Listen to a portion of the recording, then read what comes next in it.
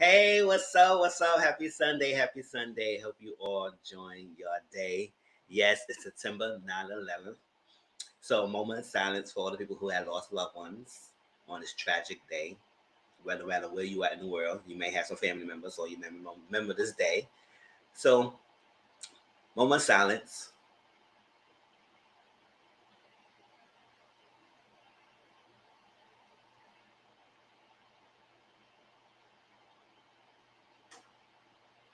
Okay, so like that.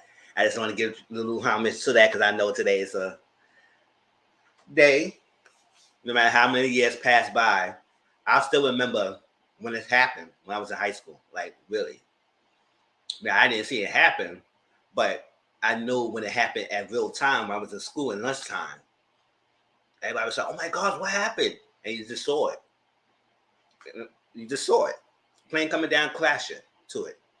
Child. So it's something when you actually lived it and see it happening compared to somebody who's actually in the village. Like, that's crazy. But yes, this is Missile Talk. So I hope this live will help y'all get through your day, cheer y'all up. Y'all know I'm always here to try to do the best as I can to put a smile on your faces and enjoy. Y'all see the thumbnail. So we have 4 shows to talk about. You know, the matchup number 4 is Dubai, real quickly. Fiance, Belle Collective, and Love and Marriage Huntsville. And we got some things to talk about. Yeah. Ooh, we watched it doing math because our teacher was child. Oh, really?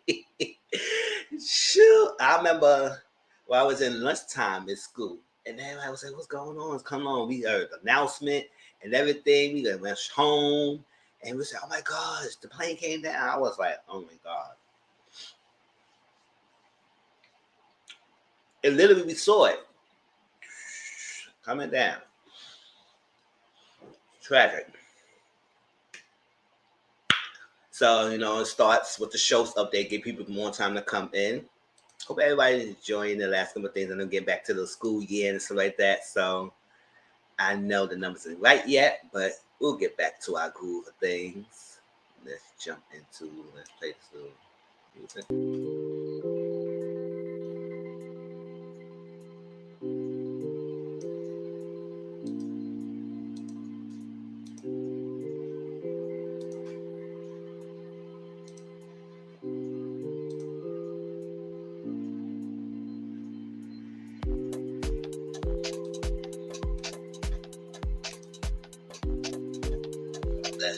No, that's not it.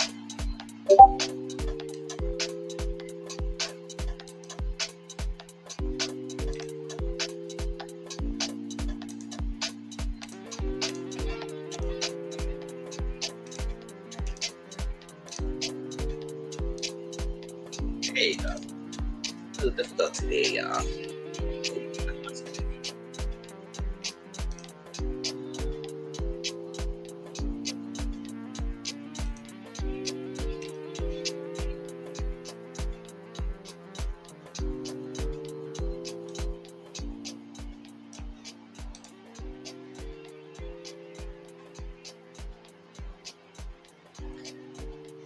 Yeah.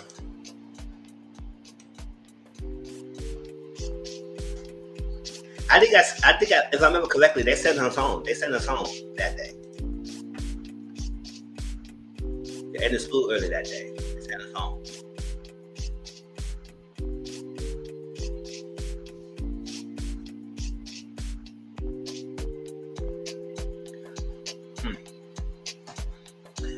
All right, so Love and Marriage Huntsville season 4 is on Saturdays.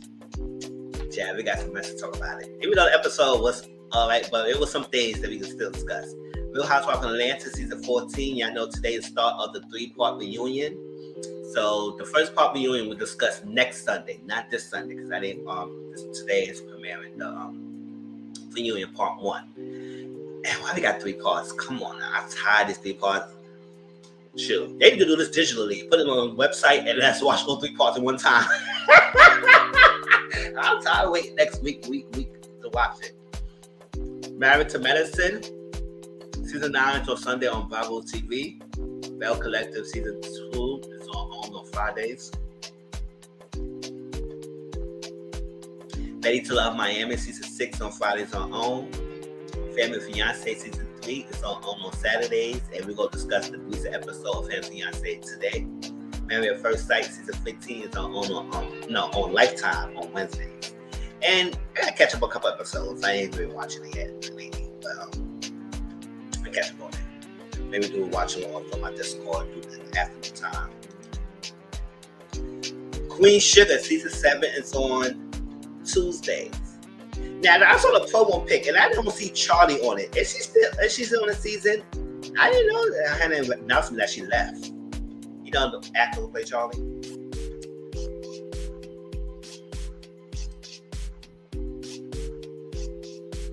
I don't know about the reunion. The reunion look like it's all funny. It's all look like all games. Like nobody take it seriously. And it's after a while. Before I used to not watch reunions. Before I started doing my own reviews, I wasn't never going to watch reunions. I was like, I watched the season and could let it go, let it be the day. Because I wasn't really care for the reunion. I was saying reunions don't serve any purpose.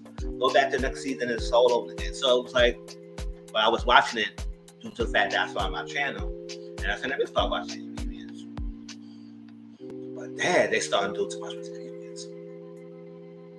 Real Housewives of Potomac season 7 is on premieres Sunday, October 9th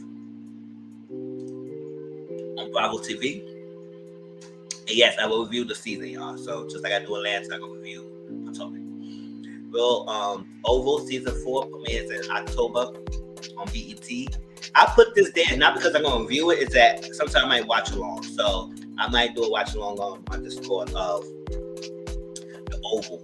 And I watch it for fun and games. I don't take it seriously. I mean, I don't take it seriously. You know, it's time to everybody. It's happening. What's happening? Yeah.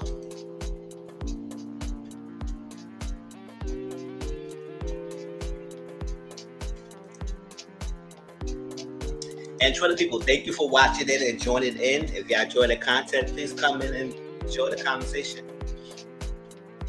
All right, Rap-ish is on Thursdays on HBO Max. New show for Issa Rae. And I will catch up on that. And Sweet Life as well. Catch up on that. Ink Master, it premieres. It's on season 14 on Paramount. Hey, Renee Boo, what's up? And it's not one of my guilty pleasure shows to watch. So I'm going to watch it on Paramount on my time. Maybe I have to just watch along to my Discord for the afternoon shift.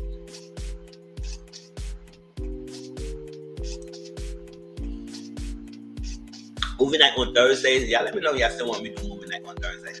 This past Thursday, nobody showed up. And usually, since I've been doing movie night, everybody was always showing up. So maybe it happened this week. Maybe.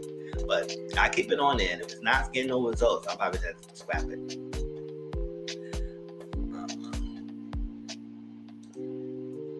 Mizzle Talks next Sunday will be most of the same lineup again, but instead of Dubai, will be Real Housewives of Atlanta. So Belle Collective, Love and Marriage Huntsville, Family Fiance, and Real Housewives of Atlanta. And Mr. Social Corner is next week again. Tonight is Mr. Social Corner at 10 o'clock. So after the panel, it's mine live on Mr. Social Corner. And I think I might keep the same time next week. We'll see. because last week I did at 2 o'clock and not much people came through. So I'm gonna see how it is. 10 o'clock today and see how it goes. Because I got some topics I want to discuss, some things I want to get out of my mind, get out of my mind, and discuss them on live. Let's get into these shows. Let's start into it because we are.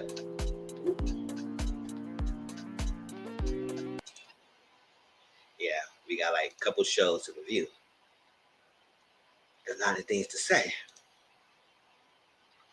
Oh yeah, anybody who watched the Family Chantel? Somebody was telling me about that. I should get into it, and I was like, let me look at it on TLC, and it's 4 seasons, y'all. I don't know if I got time to go back to watch no freaking 4 seasons. The backstory. I'll watch the recent season, and then if I had time, I'd go back to the thing to fill in the gaps. But somebody would tell me about that show, and I said, let me go check it out. I mean, if it's the way I explained it to me, it seemed like it was interesting. So I said, in my time, I check it out. I start with the recent season, and if I get lost, I might have to ask questions, stuff like that. But I don't know if I'm gonna start all the way from season 1. I don't have time for that. But if it's a good show, y'all let me know in the comment section how y'all feel about that show.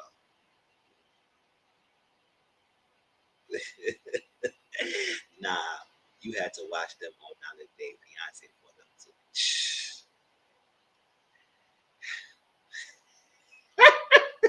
And I saw the previews that they were from 90 Day Fiance. You know, I didn't watch that show like that. It's too long. So, but I saw they were couples from that show, and I said, why that's the only couple that had their own preview? No, spinoff. Maybe I don't know. I don't really watch TLC like that, but maybe it was other couples that had spinoffs as well. But that was the only one I saw.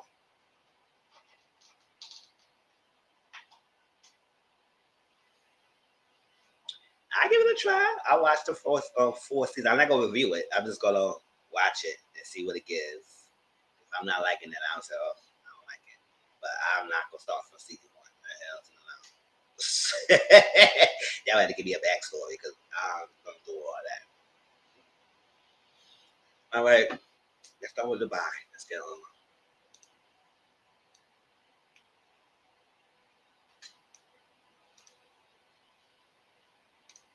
Tell you the truth, y'all, I'm not gonna really spend a long time with Dubai because that second part of the reunion was boring. It's snooze fest, and I didn't really care for it. I ain't took any notes. That's how you feel like. I don't like Dubai as it gets petrol. Oh.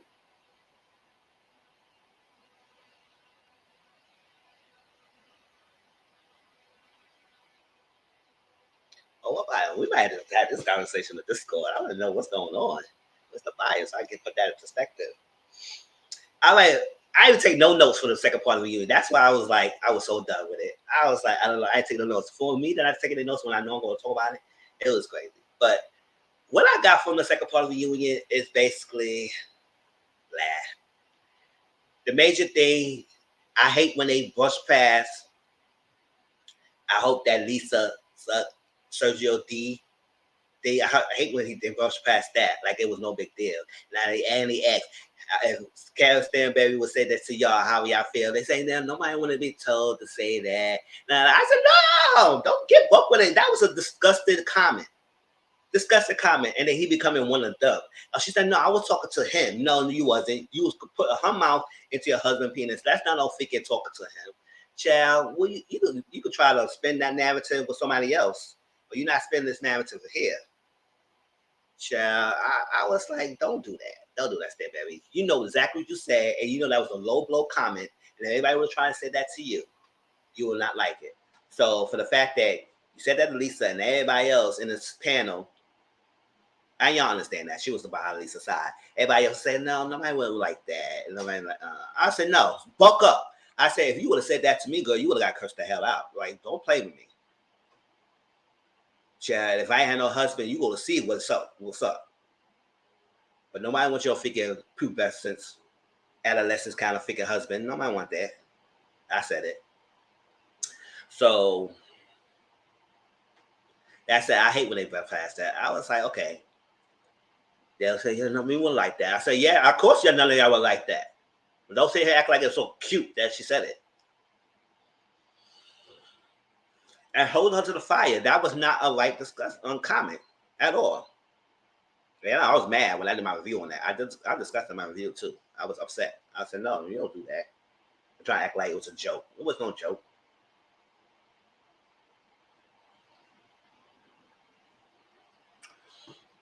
And then she want to come off as saying that or the actor was on Twitter.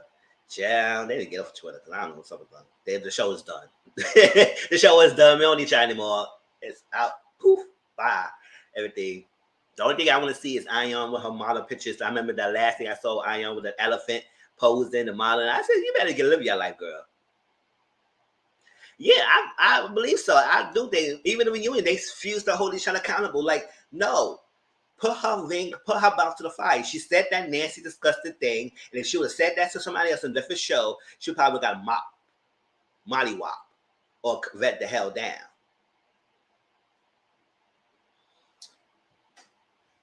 And then she talk about this. Well, let me tell y'all, Sergio came to him. It's the last day. Y'all was ready to leave. He came in me. It's not like I ain't trying. No, bull crap. At the end of the day, no other husbands came to the rescue for the last day because a couple of wives call their husbands and discuss how they feel. I y'all cry to her husband.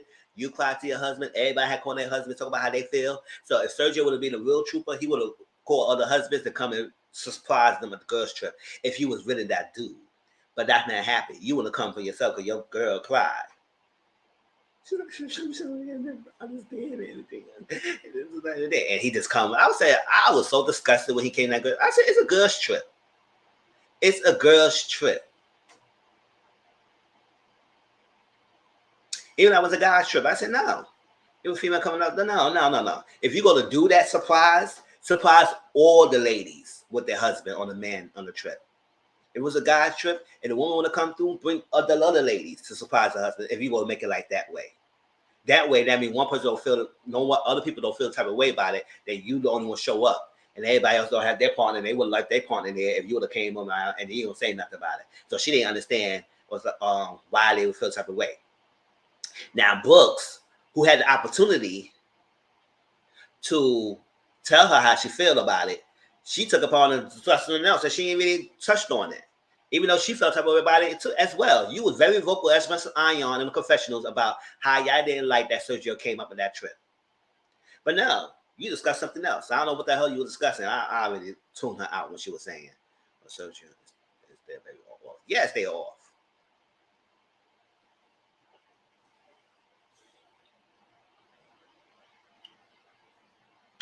Oh, where's everybody at today? With Brittany, with Jada, JW. It's my family around here, y'all. But no way, catch the replay game, y'all. They are off. And the books, they really discuss it. Like, you had the opportunity to tell Stay Baby, no, that was not called for. You could have told him, no, it was not right. Why you came through and everything. I mean, yes, you could have turned him away now. He came. But at the same time, don't be oblivious about other people's feelings about how you had your husband there, whether you didn't know he was coming or not. And other husbands wasn't there. I could have sure they would have came to surprise their wives. Yeah, I don't care if it was your trip or not. It was a girl's trip. It was a girl trip for a reason. Sure. I didn't like that. And then another thing they discussed about how it was a plan. Yeah, see, I put the quotes to ask Stanberry after group or after show. And I said, no, that's not what happened. And here go Brooks' happy ass. Oh, yes, it was because I was there. Good, no, you was not there. And if you was there, that was not the conversation. Because when Ion and Lisa broke it down, y'all all agreed that's what it was. It wasn't about asking her out. Nobody having a conversation about asking Stanberry out. Now, they should have, because they should have, because she was born as even though she gave a storyline. But still, I really care for her like that. Because I know, remember when I was talking about Dubai, everybody was so Stanberry. I mean, it was kind of like a broken record. That's how her face was. I was there. I mean, girl, shut up. Oh my gosh. Step back. I said, why the hell? And I was asking her, why everybody want this girl here? Just because she was on London Lagos, whatever that was called. I don't know the name. Y'all tell me that later on. the other show. And even people telling me at the other show she was even on that. So I don't know why she thought she would be a queen bee. And that's what they say. It's like she thought she was a queen bee. Everybody was making her a queen bee. And they say, no, she's not the only queen bee. We all queens. And we all gonna give it. And we all gonna give something. And the fact that Ayan and Lisa became the number one people that people liked, besides the other ones, then people had some type of way about it. How y'all get mad that Lisa and Ayan are still in the show? It is what it is, especially Ayan. Nobody even know who none of the ladies are but Stanberry. And the other ladies got more shine, just tell her. Child, the way how Ayan's name was trending every week on the show since the show started off. And it wasn't bad tweaks either. It wasn't a bad trending. It was mostly how she reads, how funny she are. Sometimes she says some crazy things that come out her mouth and it be so funny. Whether you like Ayan or not, you cannot say she wasn't good for TV.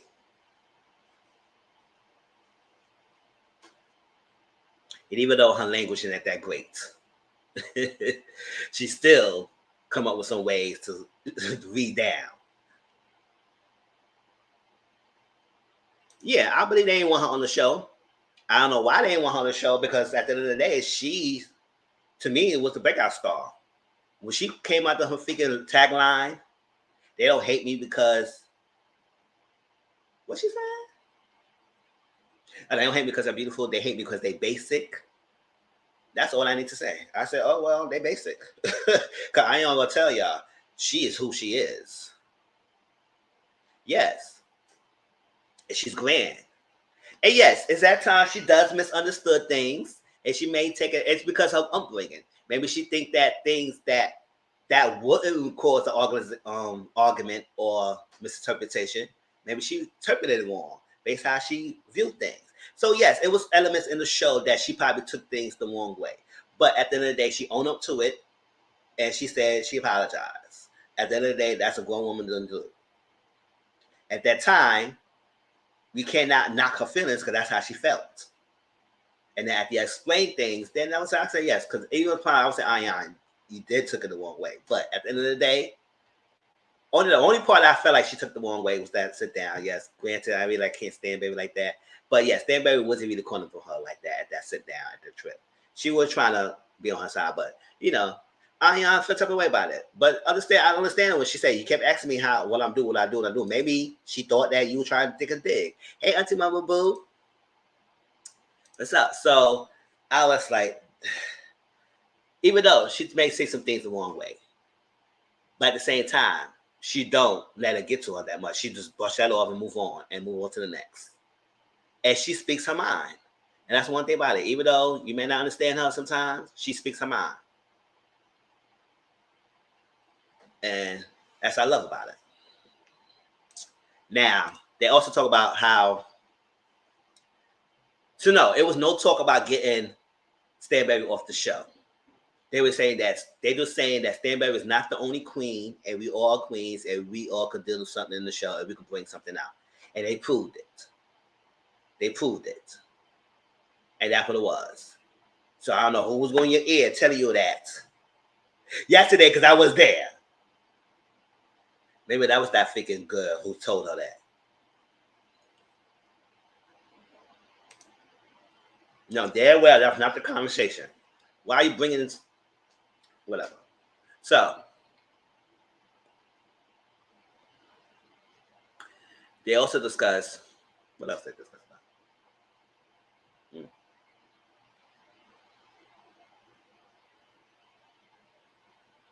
I wish they would push books about her saying she started the show. Oh, really? She started what show? This Dubai? What did she start? Because I swear she wasn't even that most talked about.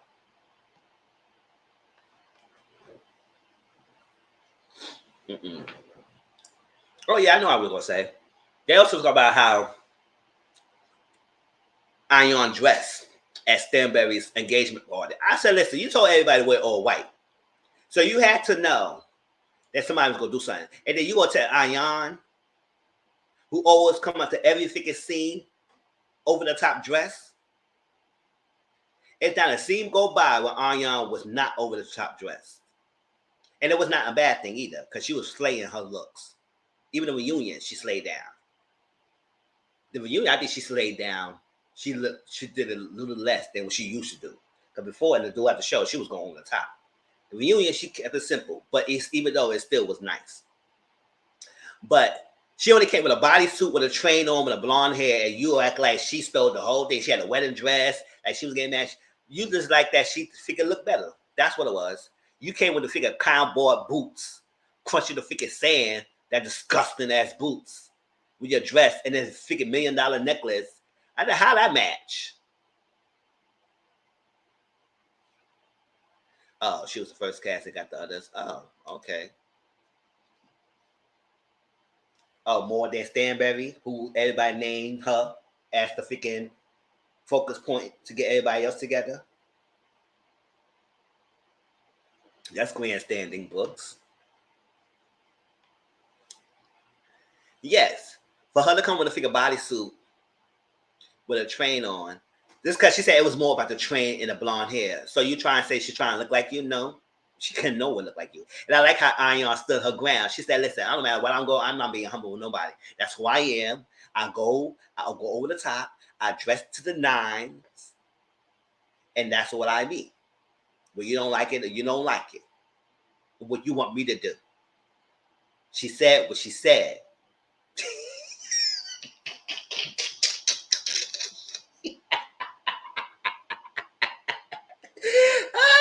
Keep Didi alive if I gotta get a chance. Oh my gosh. But yeah, she said what she said. She said she's not humbling herself. And I said, yeah. Oh, you gotta be humble. This is Sarah, those freaking historians. You gotta be humble. I said, humble for what?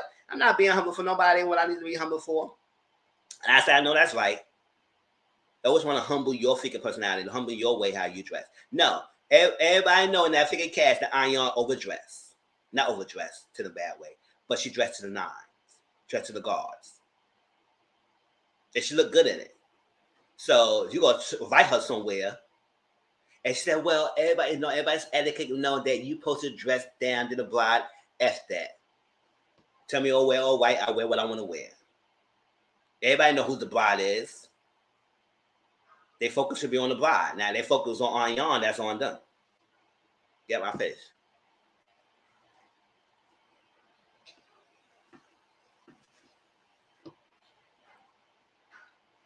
So, and I said, no. She said, I will be who I am, no matter where I'm at. I be Ion in the streets. I be Ion in the bedroom. I be Ion in the classroom. I be Ion in a motherfucking reunion. I be Ion everywhere. Point blank, period.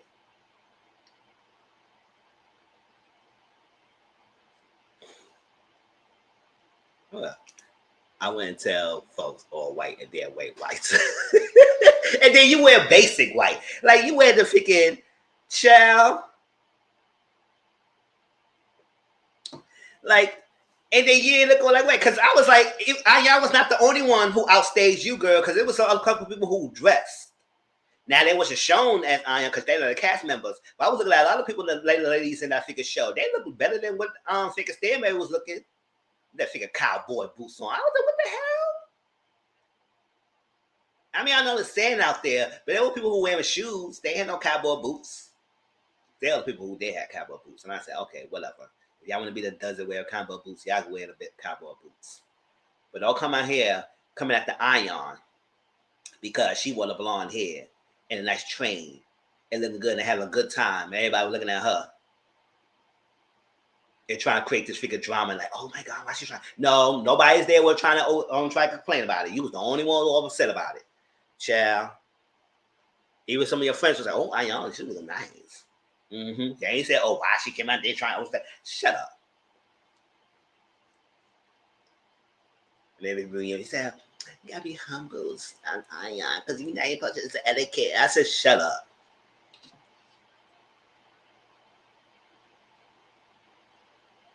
If you gonna be the bride, you supposed to be over the top. You ain't supposed to be basic like that. That's how I saw it. They don't like me. They don't hate me because they're beautiful. I'm beautiful. They hate me because they basic. Perfect tagline for that situation. Move on.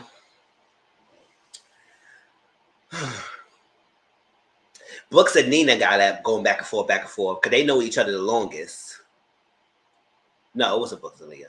Lisa and Nina knew each other the longest out of everybody else in the cast, and how they had a little disagreement.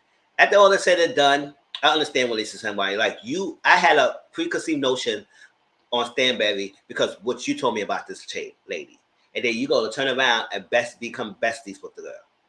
Now, even though yes, Stanberry and Nina both tell us that they didn't really get along when they first met each other, until they had to sit down and really understand each other, and that's when they started getting along.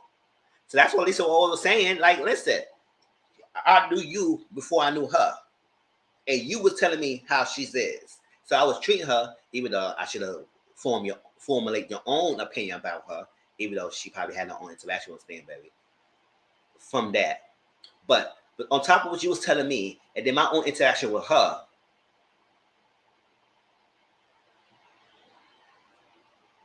you gonna tell me that I don't feel type of way of how I didn't understand, or you don't understand where I was coming from?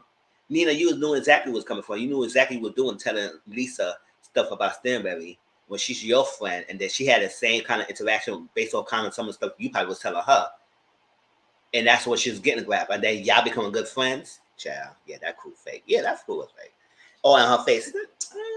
No, damn well, they wasn't hating on Ion. They like Ion. Shit.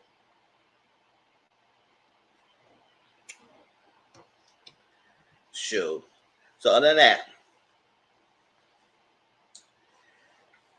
it was that. So Nina, Lisa, I guess they hug it out. They say, okay, whatever, we're gonna apologize. We're gonna get through this and everything. Whatever. Other than that. Yeah, Ian told about her story about what happened in different stages of mutilations against women. That was a very touching segment. And oh yeah, it was another thing. Stand back. Why are you comparing your boarding school experiences to the aspect of Black women always deemed strong, and how they don't need nobody because they got strength? I said, I don't know why you say you're gonna stand boarding school equivalent to what people always say Black women need to be. They can be strong, they strength, they this is that. They can't be dancing with the stress, they can't be. I said, what are you talking about, girl? I know you ain't trying to compare that. Say, right, you know, they are. They are.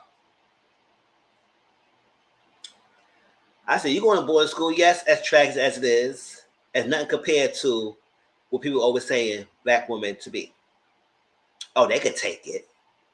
They can do with this. They strong. It's that. And most of them don't say they don't want to be strong. How come I gotta cry? When I cry, it's not taken as I'm hurt compared to Stanley cries if she's hurt, and then that's why her husband came to rescue. I want my husband to rescue me too. So you're gonna boarding school had no way equivalency to what these Black women go through in life, and still to this day. So, girl, miss me with that. You try to make a sympathy call, you ain't get no sympathy here. And that's what Brooke was trying to. Brooke was supposed to tell her that and try to get her to understand. But you know, Brooks kept it a little PG-13 instead of keep it real.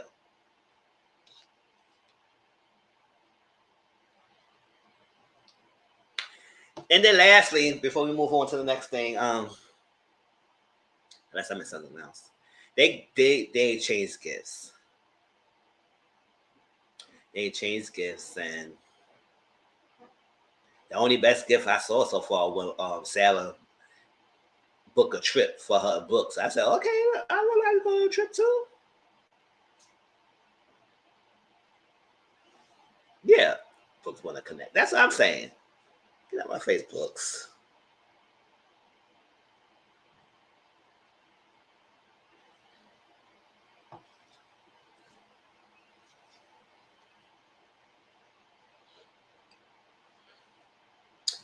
And that's it. Now, if they come back in another season, I mean, I support. When I review it, I don't know. It was bad. I just don't really stand for Stanberry. If you can mind the Stanberry out of here, because I don't want to see the other storyline with her freaking Sergio and everything. And this whole baby thing. If he don't understand nothing about baby childbearing, he don't deserve no kid. I don't care what you say, Stanberry. Get out my face. And yes, your husband has always been messy. Is always the only one on Twitter blasting that guy. We say, "Oh, you call my husband this." It's only after your husband was dogging them. So don't come around and act like people was coming at your husband like it was no tomorrow. He came after them. Oh, I have so many questions about that. Oh, what about what?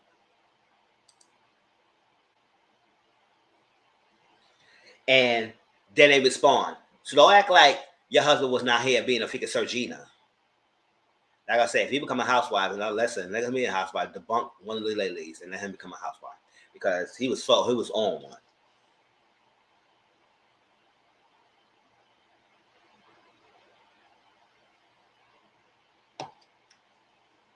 So I don't care about Stanberry, but oh yes, he don't know nothing. Know nothing. I said, how old are you? Ain't you know nothing about pregnancy? Know nothing about how babies is born. Know nothing about us that. But you want a baby so bad. You want a baby so bad, but you have nothing about none of the processes. Did you have sex? Did you know about sex? Who the hell was teaching you? How you grew up?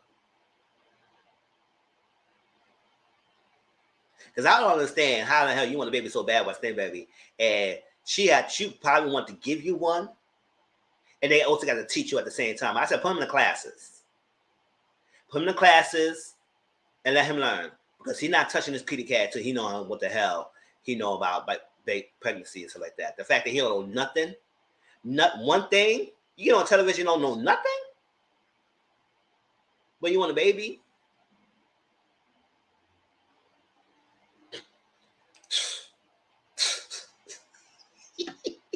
That's what I'm saying. Because how the hell do you know nothing? And even gay people who have sex with only men know about how babies come from.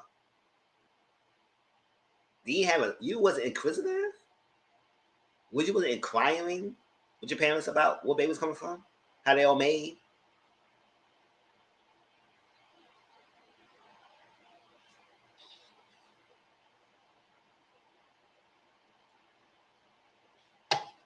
Yes, y'all. Definitely appreciate it. Thank you, Renee Boo. No, nothing. How babies come from? Okay. Sergio, I don't know about you. I can't believe about that bisexual woman. Well, she probably could be true. Sure. He got that tendency that he all on the freaking business all the damn time. Always up freaking Stanberry's hip. I said, if I was Stanberry, I said, get out of my face. Go get some business. Always in that damn hip. Always want to be around. God, learn some business. Child, did you read? Did you study? If you answer these questions, then you could be an enemy. Child. But no, she just as much like him, just as much as he likes her. They're two pieces apart. Whatever. I tell you, Stanberry, I don't really like you like that, but don't give this guy no kids till he understands everything. And not just the birth, the afterbirth too. Because according to Stanberry, I remember she said this, and I ain't forget that she said she had this baby, she could take care of it. Because I laid my job. I took care of a grown daughter and twins. All by myself. By herself or not. I don't care if she did by herself. But she had 3 kids. So if she had this next one, you take care of it. You better not, well, the only I could do for you is pump this breast milk and whatever, and then you take care of the rest. Know how to change the diaper, know how to feed the baby, know how to wake up in the middle of the night, know how to do all that. And don't call me. Don't call me. I'm busy. I'm tired. Don't call me at all. If you want the baby so bad, you take care of it. When I go on trips, you got to make sure you get a nanny. And I ain't take, I'll be there when I be there. You flip the script, flip the roles on her. If the man come and go, let you come and go, stand, baby. Let him stay in the house, take care of the baby. If he want it so bad.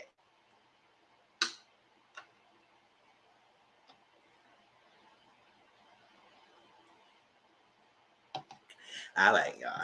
That was Dubai. But yes, they ended it with the gift exchange. And if they come back the next season, I could do without Stan, baby. Maybe I could do without Sarah because she wasn't on that. Maybe I could do without Nina as well. I like Ayan. I like Lisa. I can't even stand books like that, but whatever. She gets some drama too, so whatever. If I say one girl to go, Stan Berry is. She got to go. But she's the only one who really. Lisa. She gave a storyline. That's what I can say. But at the same time, I can't care for her. So if I got to say who got to go, it's Stan Berry. At the end of the day, these other ladies made a name for themselves. So they don't need to ride on her coattail to keep the thing going. Sarah and Nina, I can agree with that because Nina Sarah saw no purpose. And Nina, okay for Nina. And then she was upset at the house. She went to fries.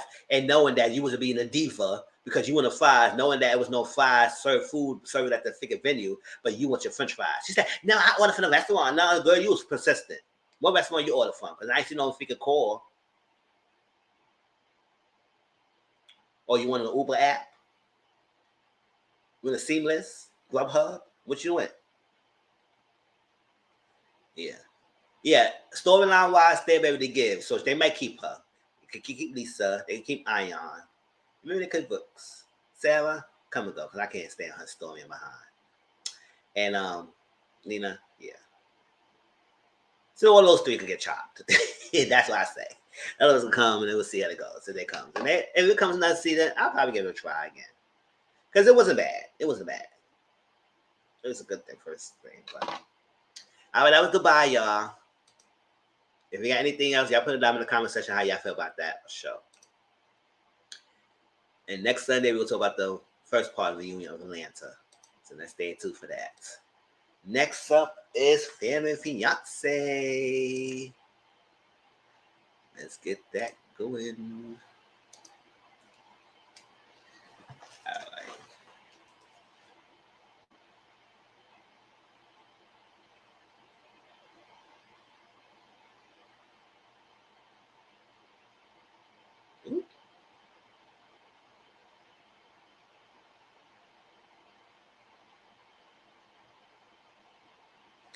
How many of y'all saw the recent episode of Family Fiance?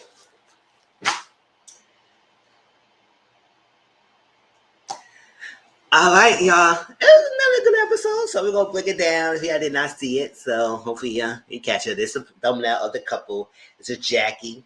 This is Zuri. I mean, if you can't say their faces, oh, because I can't block my face having that little big. But it was two favorite couple. They've been together for 5 years, and they're getting married. All right. So basically, what I got from this thing is that Jackie, one half of the bride, she had an upbringing and a traumatic experience that happened to her childhood that she never really expressed to her mother, that probably altered and shaped her how she reacts to different people. Yeah, I get where I'm going from. She had a traumatic experience, and the traumatic experience was she was molested when she was in kindergarten or first grade. And I said, "Oh my gosh, who is the creep who did that? Like really? Kindergarten or first grade? Like you were that desperate? Oh my gosh, hope that person's in jail, whatever it is." But she never really said anything.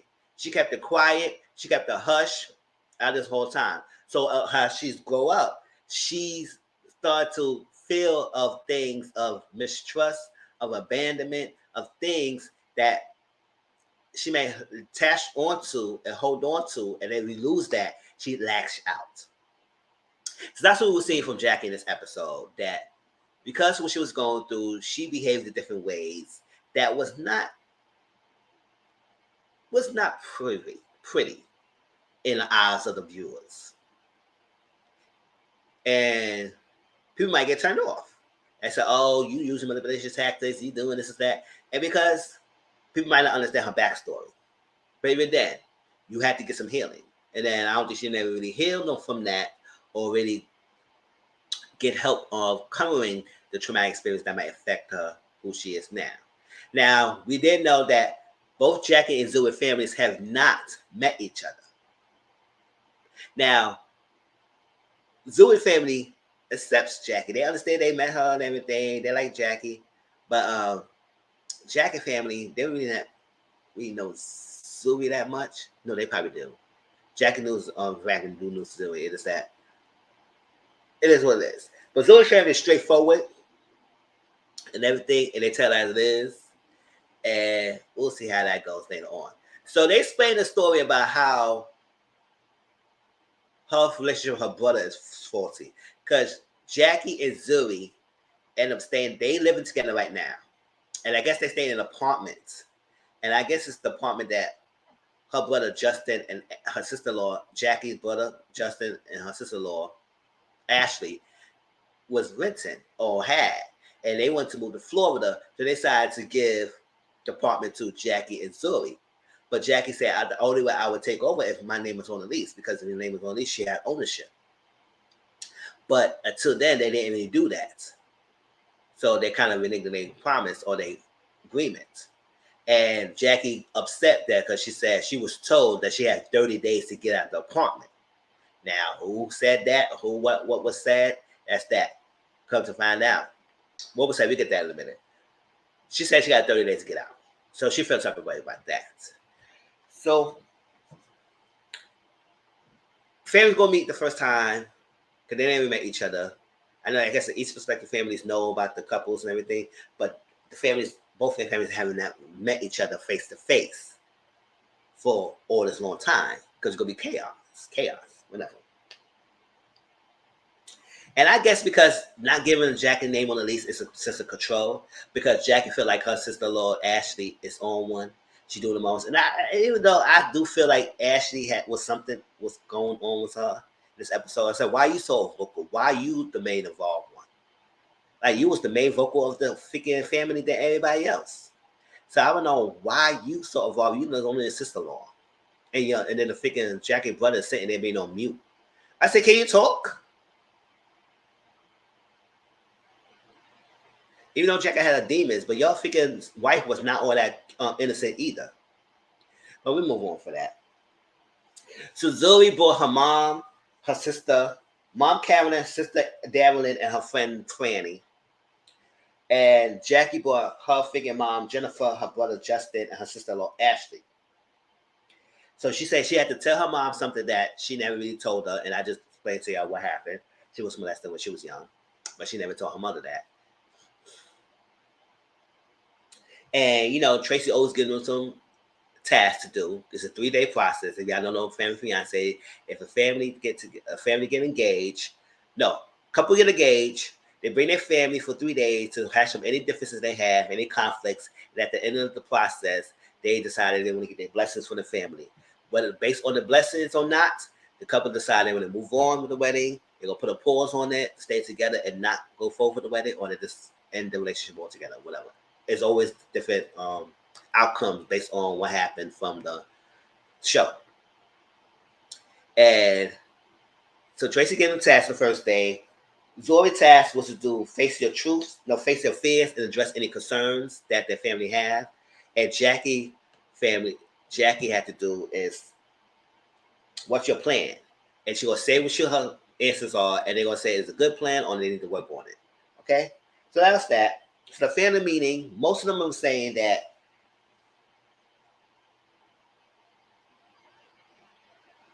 they don't want, who went first? They don't want people to change Jackie. They say they want the Joy family to change who Jackie is and everything. Somebody also said they want them to take care of their own individual happiness, because they both got some things to go through and sort through out. And then after you handle that individual happiness, then y'all work on as a unit. That's that. And they want them to know the magnitude of marriage. Like they don't know about marriage, how serious it is. Like, oh, you be married, it's taking this, the magnitude, how it is, all the stuff. What it takes to be the marriage. Okay, whatever. They want them to be supportive of the relationships, and no, they want Jackie to know her family more, Zoe's family more, and also they want Jackie to be established. Because I guess they're trying to say Jackie is not doing much as Zoe is, and Zoe's carrying, and Jackie is just laying around. I said, "Oh, you're trying to say she a bum or something? Is she not working? What's going on?" And they said they had to live a situation together, and they don't feel like they're ready for marriage. I said, "Okay, whatever." So the whole plan about the living situation came about. Like Zoe said, we want to. Her ideal place to live is Mexico. I said, Mexico. Okay, do tell why Mexico. So that's her ideal place. So they say got to work on it. She said that right now we're not in a financial stability to move out of the country or go to Mexico and live there at this moment. So we're working on it. That's that. And when it comes to Jackie and Ashley, the interaction, it's like it's this unspoken truth. Like this is tension between them. Every time, because when Jackie and Ashley have a conversation, Jackie always blows up. And Ashley is not innocent either, because how she speaks to people is one thing. Like when they had a conversation about the place situation, right? And Zoe mentioned that she wanted to be in Mexico. And they're working on it. They have a plan on getting better and all stuff like that. Oh, Jackie and Ashley? I don't know. Because Ashley's married to her brother. But the way how they going at us back and forth, I said, what's something going on between y'all two? Because I think the only way I think is out of Jackie feel type of way that Ashley came to the picture, that kind of like separated her bonding with her brother. Because I said, I don't care who came to the picture. You're not going to destroy my relationship with my brother. So maybe she felt type of way about that or something else, because the way how y'all get so heated with each other and based on how Jackie passed. But at the same time, we go about her reaction, but what about Ashley? Why are you so involved? And Ashley feel like, oh, you always kind of something, you always have some things about me. Like it's just like when I first came to the picture, you always come at me. So you come at me like I'm the issue, like, and I don't want to know what is your issue with me. And that's what Ashley felt. Ashley felt like when she first met Jackie, Jackie never really gave her a chance. It's always some gripe. Because at the time, they were saying that Ashley overstayed her welcome. When she was coming to the apartment, I guess she was saying things or whatever she was. It must have been 3 days, and then she stayed for weeks and weeks. She overstayed her welcome. Started in the same place. And now their name's on the lease now, but before it wasn't. And she always said welcome. She said, if that's understand, if you don't want to talk about it, like that, you can just let me know. Just always say something, whatever. But Jack always felt some way about that, about Ashley. And I wish they got more deep in the rooted issues of between those two, because I don't know. It's because you never really cared for Ashley because she came in the picture, and her sense of the security blanket that you have in your brother is gone. Now he focuses attention to someone else based on because of your trauma you had, and you never really got help from that. But I was like, but at the same time, Ashley, why are you so always involved in everything? Because you that upset, always pissed off about everything.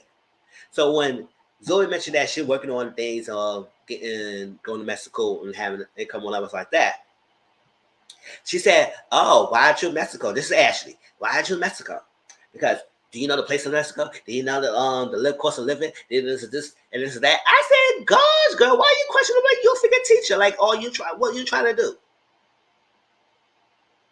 It is exactly how Jack is coming from, because you talk to her like they are children and not as an equal or as a human being. So you think they probably will think about all that stuff? That's what they're working on. And they look at the things, they look at that, but they don't need you to come down as a freaking drill sergeant, like you their parent, and telling them about this, about that. So that kind of took Jackie off. They go back and forth. Now, the whole thing about Jackie being kicked out the house, she felt like Ashley put Justin up to tell her that she need to get out that house in 30 days. He said, it's not kicking me out. She said, it is kicking me out the house. If you tell me I gotta get 30 days, that means you kicking me out. So come to find out. So Ashley talked to her husband, Justin, who's Jackie's brother. Listen, did I tell you to tell Jackie that she had 30 days to get out the house? Justin said no. So come to find out, it seemed like Justin, the one who said that, even though Ashley never said that. So I don't know if Justin felt type of way about him own self and told his sister that he could get out 30 days, or they had a conversation. But if he said in the front of the face that she never told him that, they never had a conversation to kick her out, and you went back and told your sister that she got 30 days, I said, what's up with that? That's that. So every time Ashley and Jackie had an interaction, Jackie blows up. So the first time they had an argument about the 30 days thing and how you feel like I was there, like I didn't even tell you that. This is like why you feel that way, I'll kick you out, I never try to kick you out, all that stuff. What's your issue with me? They blew up. So that to take Jackie out and she had to calm down and speak also with that. And then the second time was what I just explained to you about the celebrity situation again and how I tried to get in the bottom of it and how she asked the brother, and brother said, no, you never told me that. And you never told me to tell her that. I said that and everything. And to the point that Jackie got so pissed off, she took a fork and threw it at Ashley. Like it missed, but she still threw it in her direction to the point that it could like graze her. Like with a fork, slinging a freaking fork at me, could hit my eye or something like that. I mean, that was dangerous. Now I was messed up. I said that, come on, Jackie. I understand you're upset, but that's going too far. That is going too far. But her reactions to things is not stemmed from her interaction just only with Ashley. It's an interaction of her upbringing, of how she never felt welcome because her freaking innocence was taken away from her at a young age. So from that, she feel her rage and anger and stuff like that. Hey, Brittany, how you doing, boo? Yeah, I'm driving, but I'm here. How y'all doing? I'm doing well. How you doing? Miss you around here.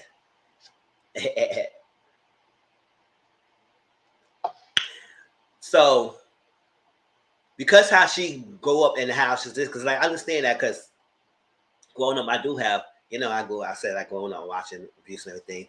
My mom be abused like that, and she's got taken advantage of and stuff like that. So I know just the anger she had inside of her for years and years and years and years that never really got the help and healing from that to lash on the people, to come at the people that you may feel will abandon you or mistreat you or whatever it is, and don't feel whatever it is that may trigger you. You go to extreme. It's sometimes extreme is violence. So for the Jackie to throw that, I said it's not right for her to do that.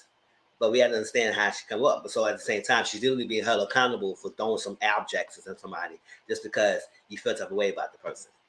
Now, even though I don't like Ashley in this thing because she was too involved, and I need something else, like CM said, something is off because I don't know what is that. You need to tackle the real issue between y'all two because it just can't be about her trying to kick you out of the house, even though it wasn't her words, it was your brother.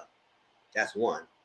And so besides that, what other issues you have? It's just because she came from the scene and she just got your brother and he married your brother? Okay, your brother's grown. So what other reasons? So there's something else going on there that I trying to get a grasp of because it just seems to why she's too involved. Why are you as a sister-in-law too involved? And I was a sister-in-law, I've been sitting here like, oh, okay, that's your sister. I mean, another thing, but why I'm the vocal one. So I feel like Ashley is something, she's on one as well, just as much Jackie was. So the brother went to talk to Tracy about the thing because he didn't like what happened. She said, well, it's that this escalation problem to go to stability that needs to happen. So that happened because of what she was going through and need to tackle that to bring the stability in your relationship.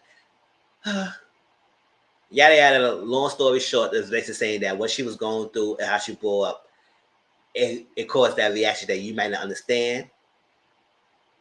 But because she didn't have control when she was growing up, so she just her extreme reactions to things that don't need to have that extreme reactions, and you might not understand, that's what she's doing right now.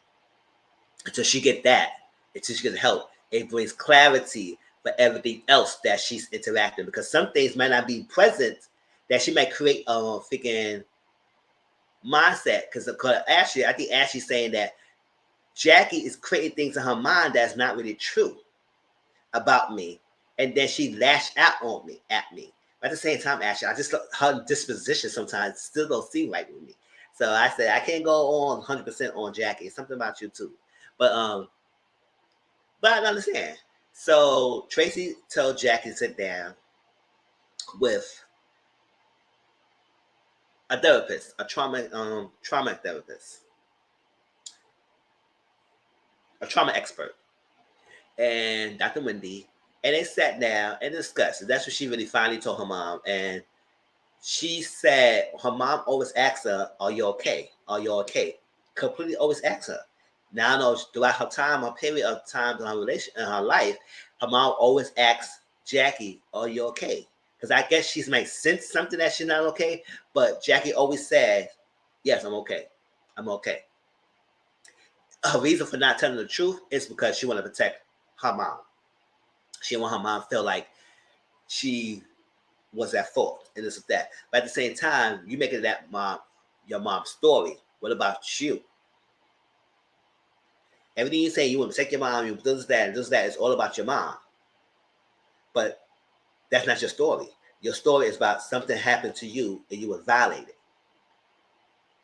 So your defense was to protect your mom because you don't want her to make her feel like she was not at fault. But what about your own healing? In your own something? Because at a young age, kindergarten, first grade, 5 or 6 years old, could be damage to any person, any human being.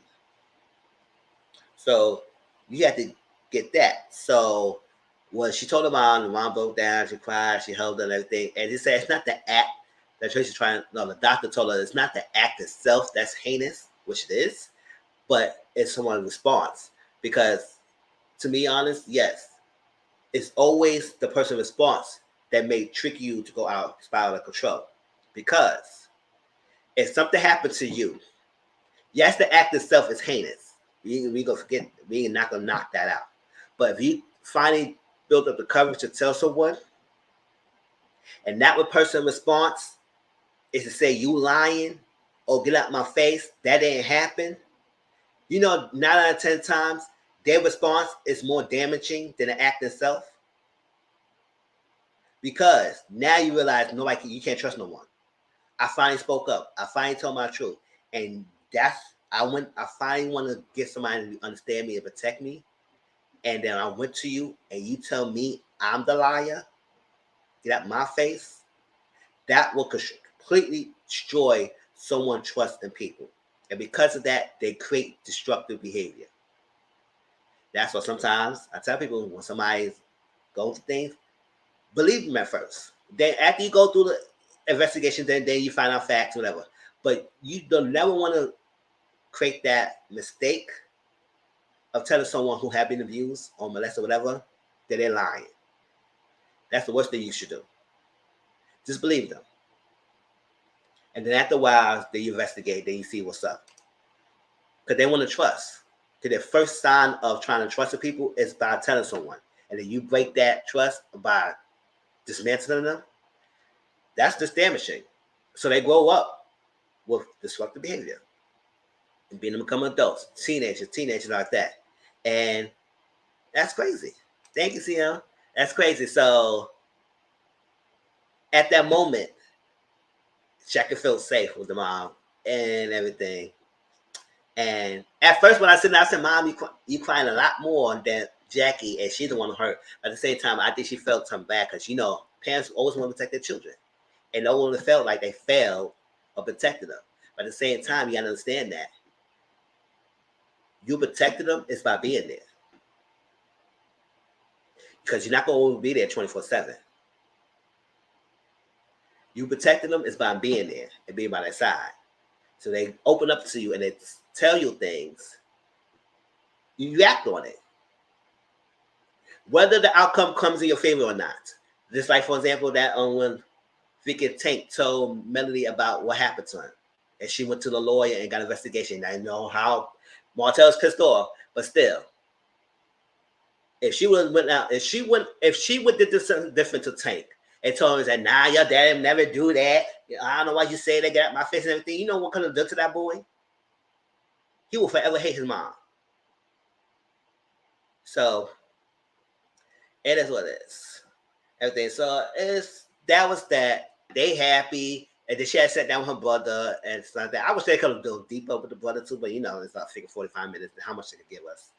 And like that. So they sat down, they had the ceremony. And all but one person say yes. And that one person say no was Darren. She said, oh no, I don't feel like you're not ready yet, or something like that. Everybody else say yes.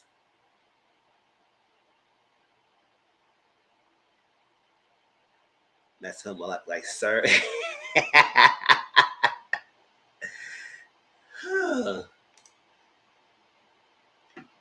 Yeah.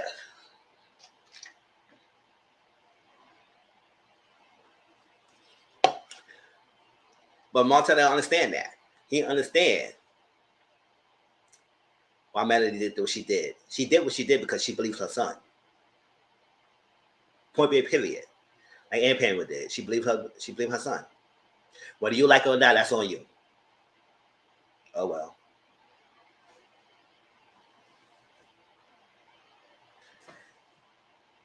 What do you want us to say? Sorry? No. Boy, bye.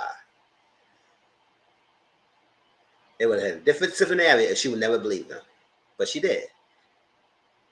And then order you to go to counseling. So some way, shape, or along the line, they found something that was not right there. You didn't go to jail, so you be happy. But it's order you to go to counseling. So something means that you have an anger problem or whatever you have. Get it together.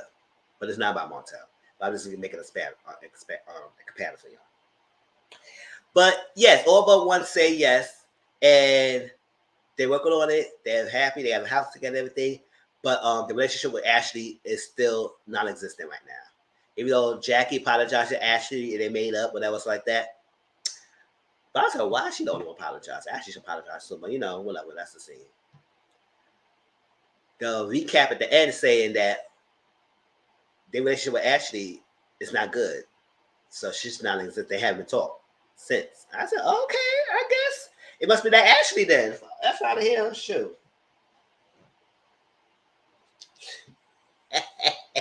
Must be Ashley.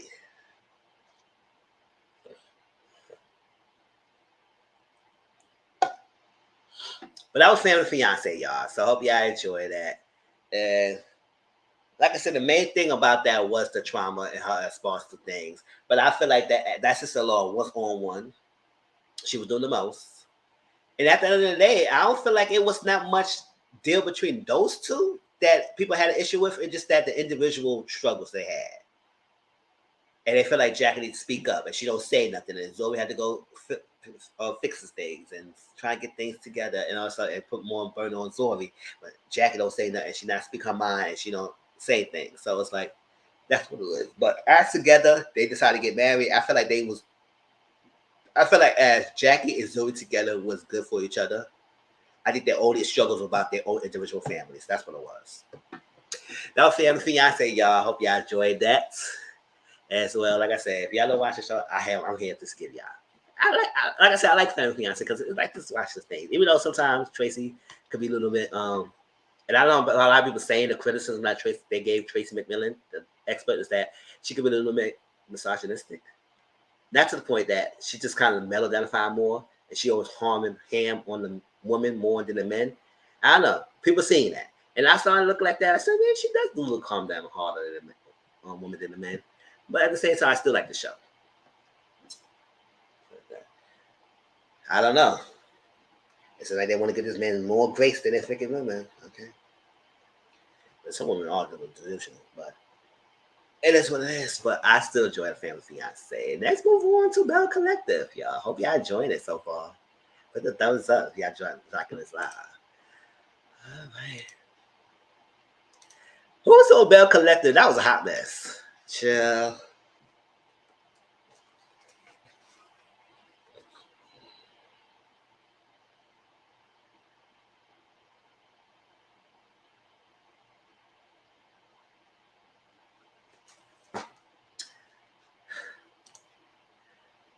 All right, y'all. So, we started off when we ended off last week.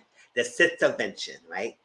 The sistervention, all right? It's like we are better off together than apart, and we can always support each other. So I want a sistervention to help each other out. It's like that. And yes, CM. Tampa got me side eyeing her because she was the one who was messy in the situation, and it backfired on her. Because you wanted to tell that. You wanted to tell that. Now, Tisha and Akeisha was going back and forth, back and forth, back and forth.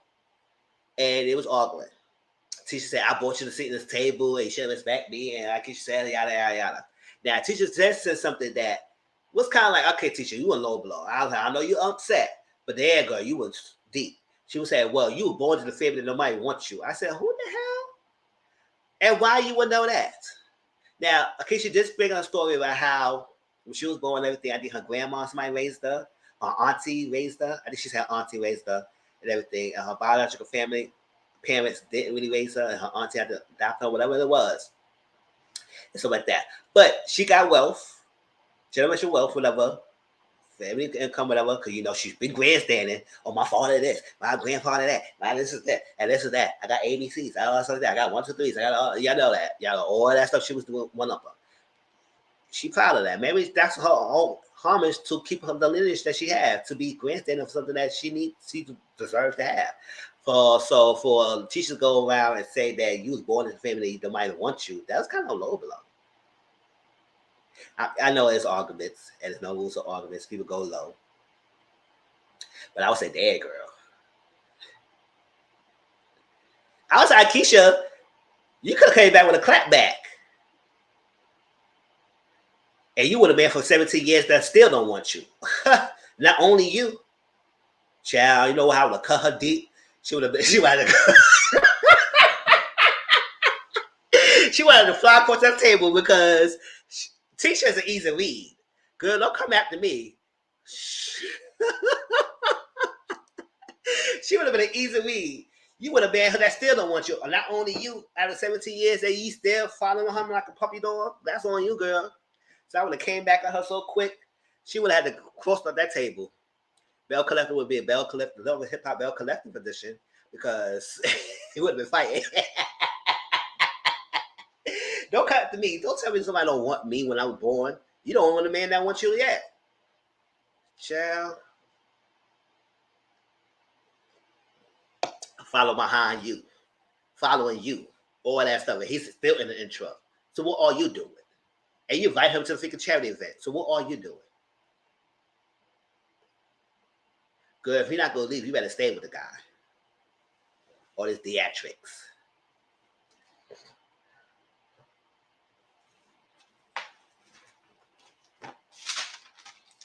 What else?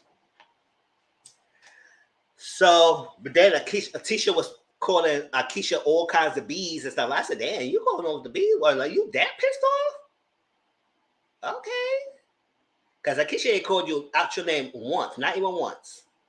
You kept calling Akeisha out her name a couple of times. All right, Tisha, you big man. All right. So they're going back and forth, back and forth. And then she said that another grip she had with Akeisha, that you told Tamba that we were ugly. And Akeisha said, I never said that. I never said that. And that's not what I said. What's up? Well, Tamba said, who told you that? Tamba told us that you said we was ugly. And everybody was saying, yeah, Tamba told us that.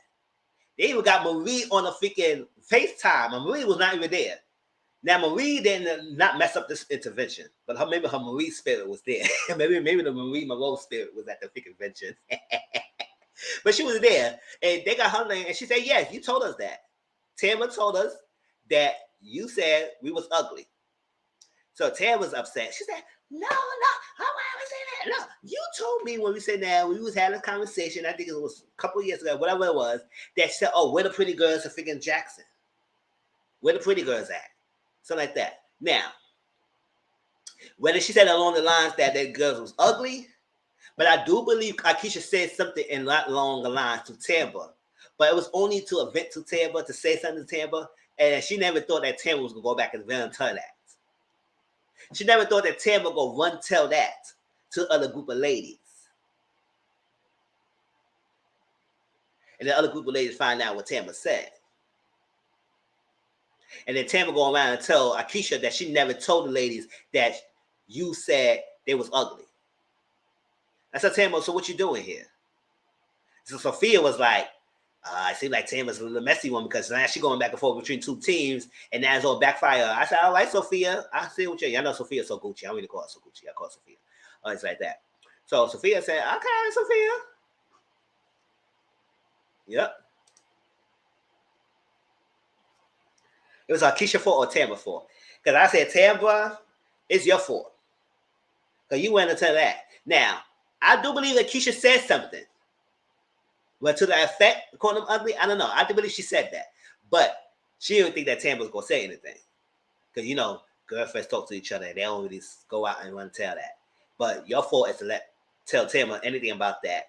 And Tampa said, oh, she said shut up and worry about that. But you never really told her that you shut up and worry that you was going to tell the other group. Akeisha. Yeah, it was Akeisha's fault. Because if Akeisha never said anything about no ugliness or anything to alluding to that word, then Tampa would never really tell that. But Tampa actually did, and now she went to that group, and then she won't go back telling you that she didn't said that. And she said, so Tampa got, Tampa, when she started squeaking and getting loud and breaking her character, because, Tampa's always put and now says every her word, and, it's like, wow, it's like, it's like everything and all the ways, and yes, you do agree. You always expect that someone would say, if you don't say nothing, if you're not prepared for the video to go run to someone else. Like if I don't want no one to repeat what I tell them, I will not say nothing. But once I come out my mouth and say things, then it's prepared to be told to other people. And I have a public platform. I'm speaking on this. It's going to be on YouTube soon. So if I say something here, and then somebody from the show watch it and they get upset about what I said, I can't go back and say, well, I ain't saying that. It's proof to put it. It's in a video. So I got to stand on what I'm saying on my videos. So I said, I can't be backtracking. I said, yes, I said that. Hey, I don't know, you don't know me. So what my opinion I give should not phase you. But I said that. So that's going on the lines. If you're going to tell somebody that, even though you're supposed to be best friends like that, at this day and age, people don't even know the value of friendship. Not the true value of friendship based on the past. People in these days, the friendship is just a loose word. So if you tell me something, they most likely will tell somebody else. So, especially you're on a show with a group of ladies that's on the show, it gonna go and run and tell that. So you trusted Tampa. Tampa broke your trust, and she ran and told the ladies. Now, when you said the word ugly itself, Tampa might interpret it, and she interpreted it as ugly. So ladies. So, I said what the fuck is that? I said, oh, that's Tampa. Well, Tampa got loud last time when she went after Dr. Intranette and they was going to say, oh, you're black woman, right? Y'all remember that? You're a black woman, right? And then she said, don't tell me I'm a liar, because I am not a liar. So Akeisha tried to call me a liar. I know what she said. And she said that this is a pretty girl. She was ugly. And everything I went to tell her. And I should never went to tell that, because I would never went along with Akeisha. And we never got to this point that we ever argument with each other. So I'm just upset that this came to this, because I like Akeisha. And she said, no. And I was saying, what the fuck was that? And I said, ooh, you slamming the tables and everything. And that's what Keisha said, what you not going to do, girl? You're not going to do that to me. You're not going to do that. We're not going to do no bacon, no ham, no bacon, no ham, no turkey, no cheese. You're not going to do that to me, girl. And that's what I'm going back and forth. And then they talk about the group text. That how Tampa was so excited because she didn't want Akeisha in the group text. Because they was on the group text together. And Tampa told them to say, if Akeisha get on this group text, I'm getting out this group text. So now Akeisha was like, wow, really? That's how you feeling? Really? That's how you feeling, Tampa? Okay. Child, that whole sister venture was a mess. And I said, Tampa, no, you should not coordinate that sister venture when you knew you was in the middle of this drama. You was in the middle of it. I said, oh. And that's what you said. If I don't like Keisha, I would say I don't like Keisha. But that's what they say. Oh, well, in the group text, you say you didn't want Keisha in the group text. So if you don't like her, what you trying to say? Now you're not saying you like her, but that's not what you said in the group text. You didn't want her around. Now you're bestie when it's filming. I said, mm-hmm.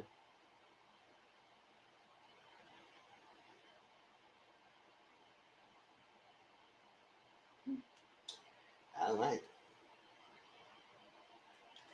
So Sophia Latrice is looking for a space. You know she's looking for another space because she's gonna expand business. And I said, Latrice, I said, I know you like your hood girl, but you need to expand. You need to go out. You can still have that place at the hood, and you can still have your place somewhere else. That's how people get elevated. You can't stay in one spot forever unless you want to stay true to that loyal spot and you want to stay to your stagnation. If you want to go to the next level, you got to go up. Now she said she want to have a space that she want to rent to other people. But I said that's a good honorable goal because you can make income on top of the income. All right, that's good. I said if you do that, then you try to have a baby. Girl. Now she's saying now all this time she was saying she's not. Now she's saying she's thinking about it, but she needed more push and effort because she wanted a little Clifforetta to run around. I said not Clifforetta. Oh, don't name that baby no Clifforetta. She wanted a little Clifforetta to run around in the house.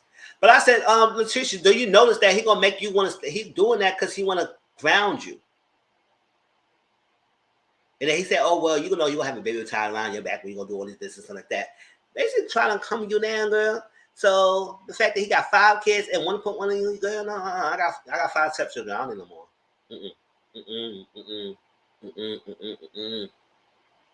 No ma'am, no ham, no bacon, no cheese. We not having that. I'm not having no kids with you. And she should be so young. And I know she probably want to have children, but dang, why not be Cliff though? And the fact that he gonna want his time, like he said it, girl. And then he'll try to make you feel type of way about it. Because I think it's people say next week, if you don't have this, there's something happened. I don't know what he said, but it's along the lines that we're not gonna have this baby, then it's gonna be issues.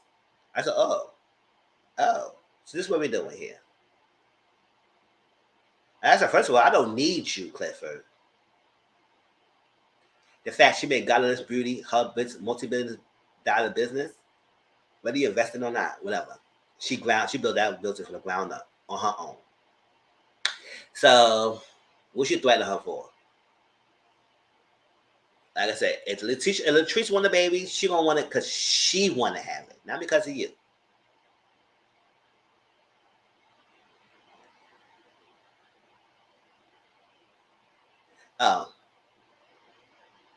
Yeah, because she want to have it. So, like I tell you, Latrice, don't have no baby because of Clifford. Have a baby because you want to have a baby. And then prepared to take care of it because he told you gonna take care of it. So child, I said the way he up on your hip, like he showed you up on Stan Baby's hip, he better take care of the baby himself. So you the expert, you got 5 kids, right? I don't know nothing. One baby cry. Yeah. So I was like, I don't think Latrice gonna do that. I think she gonna really want a baby. Shoo. That's what I said. She better not, but she said she's thinking about it. And I said, oh, that's come a long way that you don't want kids. So I said, oh, well, he trying to what he breaking down the walls to make you want it. I was like, cause she talked about she wanted to have a legacy past when she so she used that line of oh yeah nobody don't want to go and not no legacy behind them and all stuff like that. I said oh so that's the reason why I have a baby because you have a legacy behind you the name. Okay.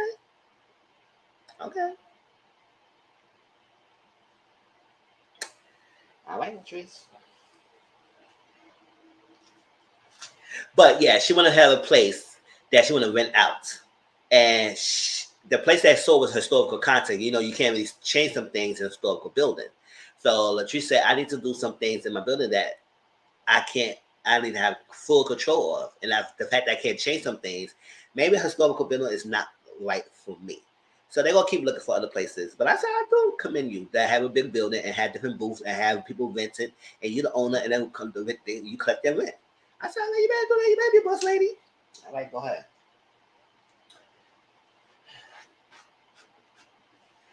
So Tamara talked to Melanie, the goddess Lebanon. You know, Melanie is tall and beautiful. Child, and when Melanie walked that one way, baby, I said, you better do it, Mel. I said, you better do it. The legs and hips and body. Yeah, she was doing yes, Melanie was doing that in that one way. And Tamara asked her, she said, well, you talk about everybody else. Like, you talk about your client, someone, you're going to walk the runway. And Melanie said, no making no cheese. I'm going to do that to you. I'm not walking. Yes, body. Melanie said, no, I'm not walking. And she said, no, last time I take on the stage when I won Miss Atlanta or something like that. She said, one of those states. I think Miss Atlanta. Y'all correct me wrong what she said. She won that. But other than that, she hadn't been on stage since. She said, you know what? Okay. I'm gonna walk. I said, that was easy. So you was low-key wanting to walk, and you gotta have Tamara to push you to walk. It's like that. But I said, I'm glad she did, because she stomped that one way. She did a good job. And they also, Tamara told her that Sophia was gonna want the one way too. So I said, all right, go ahead, Sophia. All right. And Tamara said the only regret she had about going into getting at it with Akeisha, she felt bad about that because she did not want to go fight with her friend Akeisha. So maybe one day Keisha and Tamara will sit down and have a heart to heart. I said what happened. It can clear the air. You can't go heart to heart and clear the air, right? So Sophia and JJ have the girls sit down. And this is a scene I really want to see. This is the scene I really want to see based on the previews. Okay? Y'all know JJ had 3 daughters from his previous relationship, Sanjay, Star, and Sky from Bring It. And then we got Sophia has a son and a daughter. The son is not in the picture right now. So the daughter, Dee, who's pregnant right now, about to have her own kid. And Dee live in the house with JJ and Sophia. And I guess they're going to help her, but they're going to try to work her to be independent to branch out her own. Which pretty soon she's going to want to leave out the house. So, but I don't know. To me, JJ and Sophia, even though they want her to be independent, be her own, I don't think they really rush her to get out the house. I guess they really want to see if she's ready to get out. But other than that, I think they okay like her there. Besides that, you don't have the privacy when you have sex. I said, girl, that's my house. You walk into something, you go to cover your eyes. It's my house. I pay the mortgage up here. If I want to walk around some child, you better close your eyes. Sure.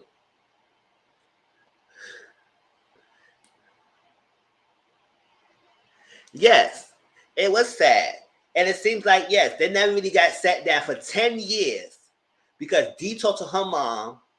The girls talked to their dad, and they had like texts and stuff like that, but they never really had a formal sit down to hash out the differences for 10 years. Plus, given the twins, it's on 23 and 25, something about showing them at 13 and 15 is odd. Oh yeah, when they say they gotta take a bath together or something like that. And they say they want to share their soap because they feel like Dee is dirty. And I said, first of all, why are they showering together like that anyway? Then I was saying, how long do y'all know each other? Because they said they only been together for 15 years, right? 15 years. And married for 4. And he had kids way before that. So that's what I'm trying to see that math. How old were they? So they were probably 13, 14 years old, right? Because they 23, 25, you know, I don't know how long I don't know. The kids probably was younger than that. But it is what it is. But yeah, they were showering together, take a bath together.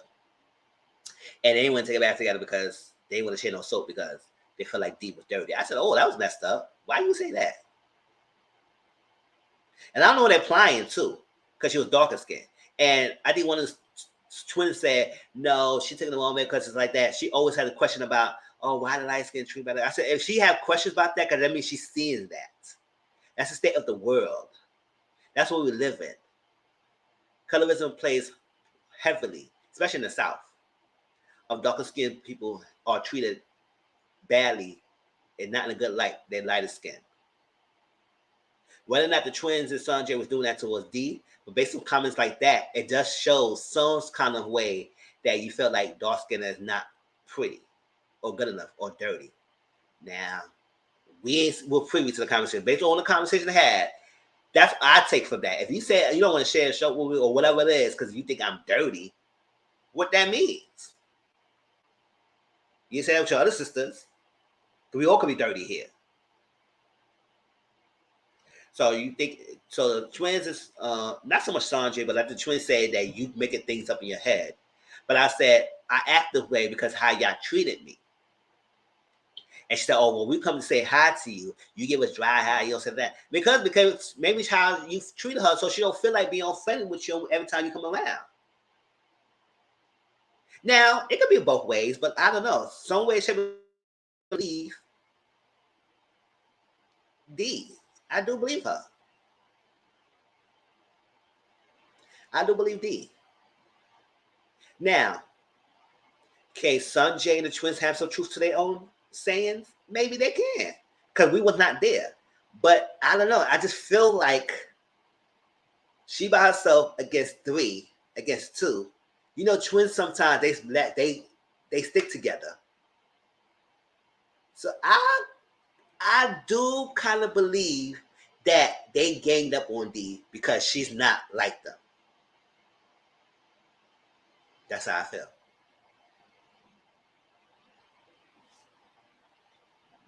I think Sophia made a difference because of Springer. Yeah. And I love I think JJ really loves Sophia and he loved the family. And he just I think they both parents is hurt that the daughters is not getting along like that. But the fact that y'all waited this long to say something for 10 years, and she said, so why you never? I said, why she go to tell y'all if y'all gonna have this reaction? Y'all never really gave her a chance, and then y'all getting older, y'all always swept under the rug. So what's the point? Like we never really had to sit down. And yes, I may call you or I may text you and everything, but we never had a front to face. Talking through the phone is not gonna help us. Situations like these, I tell people like, when you want to have a serious conversation, do not do it over the phone and texting each other because sometimes the messages get misconstrued and then y'all get angry, y'all hurt, y'all be pissed off. Serious conversations should be done face to face. Small light things, you can talk on the phone or text. But serious conversations that you don't want no misunderstanding, y'all should have face to face. So stuff like this, that's Dee feel like she was being iced out, bullied because she felt some kind of colorism from the sisters. Whether it's true or not, that's her experience. The twins and Sanjay had their own experience. Maybe, I don't know. Some along the lines, I believe both sides, and I believe in something like that. But I do believe Dee a little bit more. But we never was there privy to everything. So maybe Dee could take some things out of context.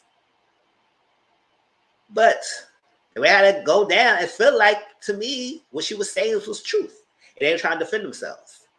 And I was like, that's crazy. And I'm not doing that because you're dark skinned. No, I'm not saying that. I just believe, based on the interaction, based on the conversation, I do believe Dee more and she expressed herself. And Sanjay, and to be Sanjay the oldest, she really had much to say. So I don't know, she probably knew what Dee was coming from, and she just kept it quiet. Star and Sky was the main one that was vocal. Yes, and I do feel like Dee had an issue with her mom of being with JJ, I think, because, and that could be a playable issue. I think also another issue was about their parents getting together. And I feel like Twins and Sanjay may feel the way about JJ separated from their own mother, and he went for Sophia, and Sophia and kids feel like how Sophia focused on JJ a lot and not on them. Maybe that do plays a role. So I do believe, like I said, I do believe D and I do believe the twins. Maybe the truth felt type of way that D felt type of way about them because breaking from her mom attached to her father. And I do believe some of the colors are issues. But I do believe the twins say maybe you did treat us some way, and that's how we came back at you. So I think that both sides have some truth to it. It is that I wish they had this conversation done way more in the early past than 10 years later down the line. Oh, the fact that Sophia wasn't at the gender reveal for Sky, or at least was a show. Oh, she wasn't?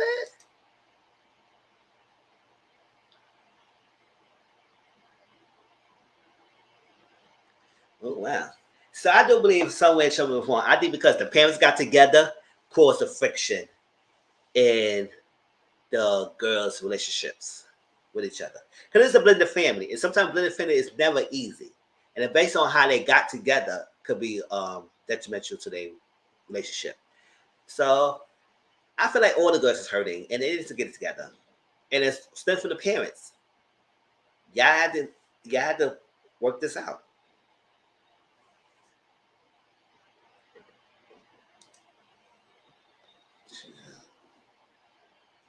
I ain't seen her pictures. Yeah, yeah. But hope they get it together. Hope they get it together. Because it seems like the girls don't hate each other. It's just that they have a misunderstanding with each other. And then it was so years that they really had to sit down. It's going to take a while. And sometimes women rivalry between each other, and then you got step siblings, never be easy when y'all don't really have the standard grounding of speaking honestly with each other and holding things in. So I'm glad that Dee speak her truth and the twins and Sanjay say what they had to say. Hope they move past that and then hope they can continue to have more of these conversations like these. All right. So the charity event, Glenn came and came with Tisha. Now she said, "Nah, we're not getting back together and everything, but this is a charity event." I said, "Why you had to come with him in the first place? They don't care if it's a charity event or not. If I'm supposed to make a stance, stick with the stance. Coming together is not gonna show a good light. No matter how you want to splice it and dice it." Now everybody said, "Oh, I was so great. I'm surprised that Tisha came with freaking Glenn to the charity event after what happened the other day." I said, following you, telling you to answer your phone, stalking you, but yeah, you want to tell them to a charity event. And here you are. Oh, cheese. That's not some cheesing, boy. I said, girl, whatever, Tisha. You can try and convince us as much as you can that you are so hell bent and hurt about this guy. I said, okay, girl, bye. So Tamba and Gary with the T hosted the event. And I said, oh, I ain't seen Gary with the T for a long time. So they hosted an event and they talked. And they was hosting. You know, the mom was there. And they was like, oh, the mom is here. Mm-mm. So the fashion store started and, you know, they did a good job. And I was having money on the freaking ground. Now, this is before he's in the motel. Chill. The mom on Glenn. So, I was saying, this is not strippers. This is one-way models. Why y'all throwing money on the stage? I know y'all saw it if y'all saw the episode. I said, what all this money for? This is not the scene with JJ and throwing money to Sophia. This is way before that. I saw money on the freaking ground with these. I was saying they had fat shots. That's what I said. I was like, what the hell? Why are they throwing money on the ground like they freaking strippers? So like that. So money was thrown on the ground. And then when freaking Sophia came out, stomping the runway, but that's before she came after Mel came out. And Mel came with that old black tall goddess looking like with the legs out, everything. And I was like, you better go ahead, Mel. I would say, oh, I said, go ahead, B. Yes, Melanie. She was doing it. And she was natural to it, too. I said, yeah, it's so fun. It's funny that you haven't been walking for a long time because you was a good model. So they did. So she did her thing. And then Sophia came out and JJ goofy self doing all that. And then follow behind Sophia throwing ones behind her and everything. I said, who told you to walk the one way? That's not etiquette, child. But I had to create a scene. I said, okay, so he could get on stage and follow his wife too, throwing money on the stage, and nobody else can do that. Like, he was the only one? Okay, whatever. So he did that. It's the reason why and you know Sophia was loving it too. Because she was not bad, but she kept walking and JJ kept following her, and she was like, oh my God, this guy. So that's that. So when Tamara was talking after the fashion show happened, Damon came up there and looked like he was proposed. So everybody was like, oh, well, like, he said he gave her flowers. I said, oh.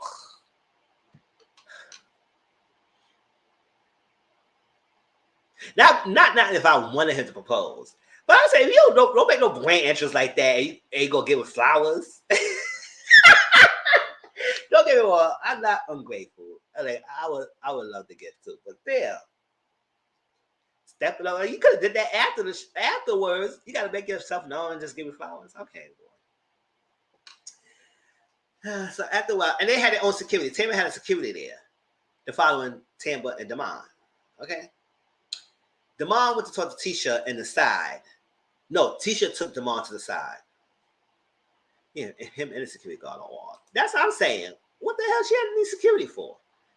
What was needed for? So Tisha took Damon to the side and talked to him and said, listen, Tisha. I said, listen, we're going to have another call this girl, Tisha. Like, bring her. And I said, I guess Carlos or somebody heard me because I kept saying, like, listen, if you're going to bring this girl to tell the story, let her come and tell her story because you had this girl come in one episode, told Tisha going around telling everyone. And then this girl who brought the story is not telling her own story. Let her tell her story. Bring to the same room together. But now next week is going to be all ladies with Tisha and Tampa. No, have Damon there too. Then we get to the nitty-gritty of what's going on.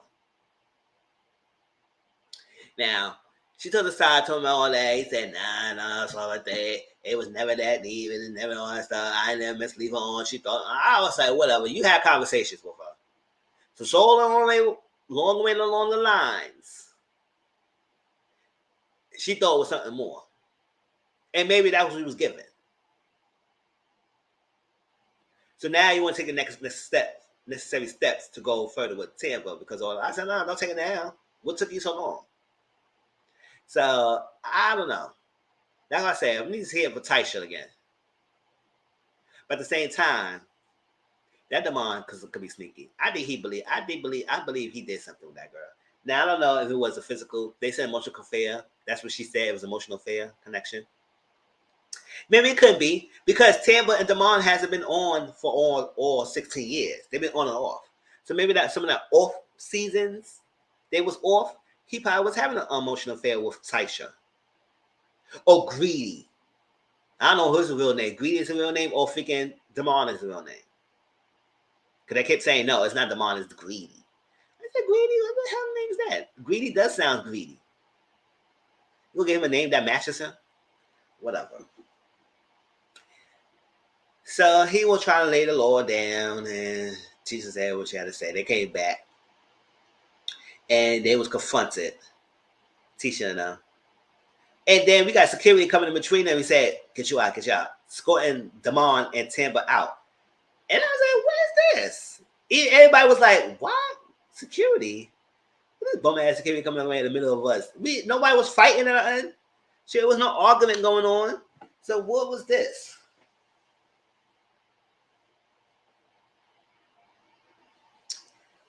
But that was Belle Collective. That's how it ended. So next week they will have a whole another intervention, but Tisha gonna be brought into the table to talk to Tamara, and Tamara gonna say, "Oh, you want your 15 minutes of fame?" All that say, yada yada yada. You know, she walked out. So something along the line. Tamara was not entertaining it. I said, Tamara, girl, you gonna try to convince us to believe that you read everything, or you saw everything? Security hands was given. This is my woman. Oh, child, that's his hand. Sure. You heard everything, every conversation, every text messages. Maybe he showed you the one that you saw, but I don't know. Maybe something was going on. That's what I'm saying. We need to have Demond and Taisha in the room together and see what's up. But I do believe some of the signs that he's at, when he get upset when somebody asks him a question and they'll debunk it, or why you asking some question like that? It's not that. It's not important. I said, why is it not important? If it's not true, it's not true. So that girl's lying.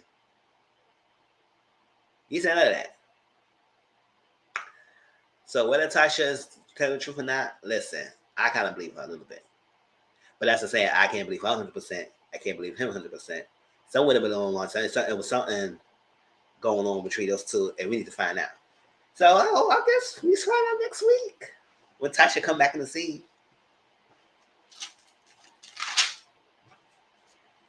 All right, that was Belle Collective, y'all. Anything else about Belle Collective, y'all let me know how y'all feel. Also, we play games. Y'all let me know how y'all feel. People who's watching, listening. Y'all tell me how y'all feel in the comment section down below when you get a chance. All right, let's get into the last review is Love and Marriage Huntsville.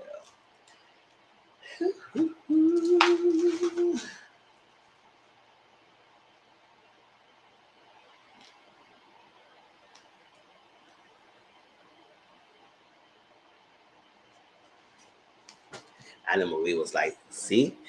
That's what I say. Marie was like, I ain't acting up today. Yeah, I always want to blame Marie Monroe. Marie Monroe ain't do nothing today. She was not at the sister convention, and she was at the fashion show, and she ain't started nothing. So it's not just me, y'all. Y'all stunned the mess as well. And we know that. You know Marie's not the only one. We know Marie can get it popping, but y'all all ladies do the same thing. So don't act like it's just only Marie. All right, y'all. Love and Marriage Huntsville. So we are back for Love and Marriage Huntsville. Now, before I was doing this live, I was a little bit watching DJ Reese's guy, and they had a little live with Melanie, Kimmy, and then Carlos, and then Carlos, Kimmy, and Tisha went on afterwards, but I stopped it because I was on my live now. And Carlos said the second half will be 15 more episodes. I said 15? Damn, we had like 15 already. So we got the 30 episode season now. They put season 5. But this is the second half. So the first half was 15 episodes. So the second half, another 15 episodes. You gonna give us a 30 episode season? 15, that's a deal. And we never had a reunion. We had a reunion for, I was like, so y'all caught this season 5 on DVR. Knowing this is only the second half. So this is episode 16. If you really gonna say it. It's episode 16 of season 4. This is 4B. 4A we saw. This is 4B. So, yeah, I said, but when he said 15, I said, girl, Carlos, you gonna kill us?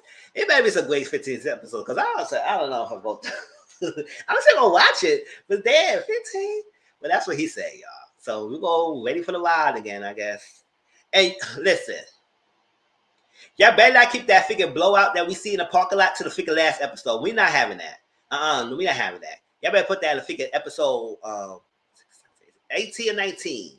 And then we see the fallout after that. Don't keep that towards the end.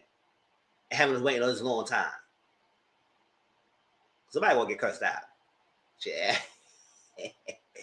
That should be happening soon. But no, they will want to keep that close to the end, build anticipation, right? So it started off when it ended last week. Because y'all remember last episode 15, it's supposed to be a couples retreat. Letitia supposed to get couples to go there. And after Melanie and Martell were still together, they probably would have been there too, but they not. So they had the Whitlows and the Scotts.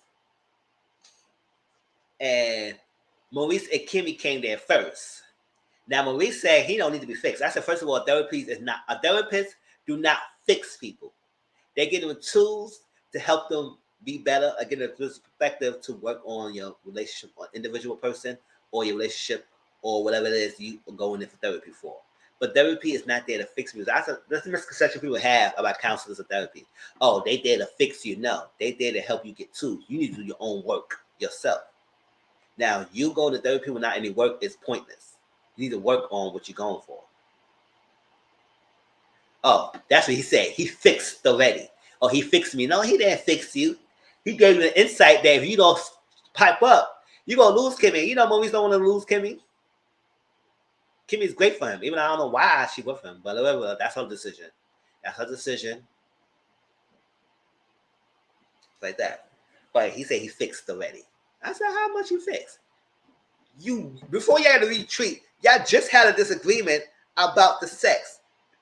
According to Kimmy on that live, Kimmy said that this is an ongoing thing.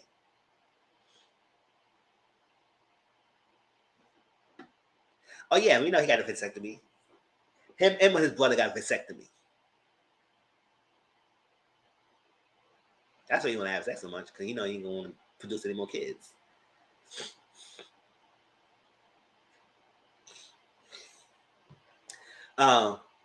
But he wouldn't have sex every day. Yeah, she agreed to have sex every day on the retreat. She said there's a lot too. She agreed to have sex every day on during the retreat, not for the rest of their lives. And he said no, now have it 2-3 times a day. I said, boy, you doing too much. You doing too much. We ain't doing that. Sex every day as agreed to. Let's cool that. Cool it down. But I said, why you a hot box? Why you got a hot kitty box going on? And I'm talking about movies. I ain't talking about freaking Kimmy. I said it. He got a hot kitty box. I don't know why he so having heat downstairs so much that he need to have sex every day. And even that 2 or 3 times a day. Nobody want that much sex.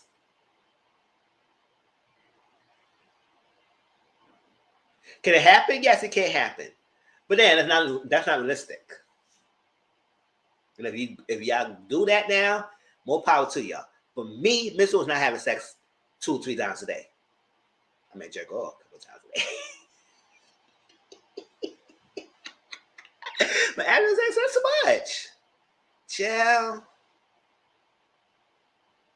If it does happen, it would have to be like this day and then a week, couple days, a week later, and be doing it again another day. But no.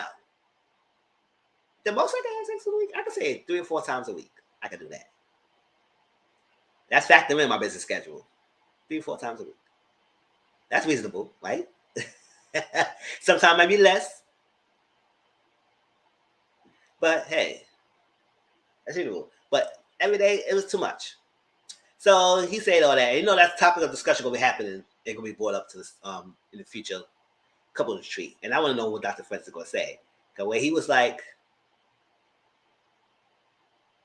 Dr. Francis said, what?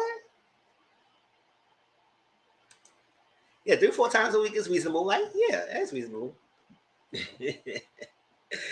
So like that. So they got there first. And they say what's going on. So he think he's all good. And Kimmy was like, okay. I'm glad you okay. I'm glad. I love Kimmy sometimes. Even though I ain't like her what she was doing. Yeah, I know I was getting on Kimmy though. The first season 4A, I was getting on Kimmy because I ain't like how she was moving. So I want to see how she is in the second half. But how she was moving the first half, I was not liking it. I was not liking it at all. So I'm glad, girl. I'm glad, boy. Hot box, I'm glad, hot box. So sat there. Then the Whitlows came second. And first of all, Tisha and Marcel, you the one who brought this together and you come late? Like, really? I've been hot and upset. So Kimmy said, what's up, girl? What's going on? What's up? Why are you not here yet? I don't like her right now. I hear that. It's true.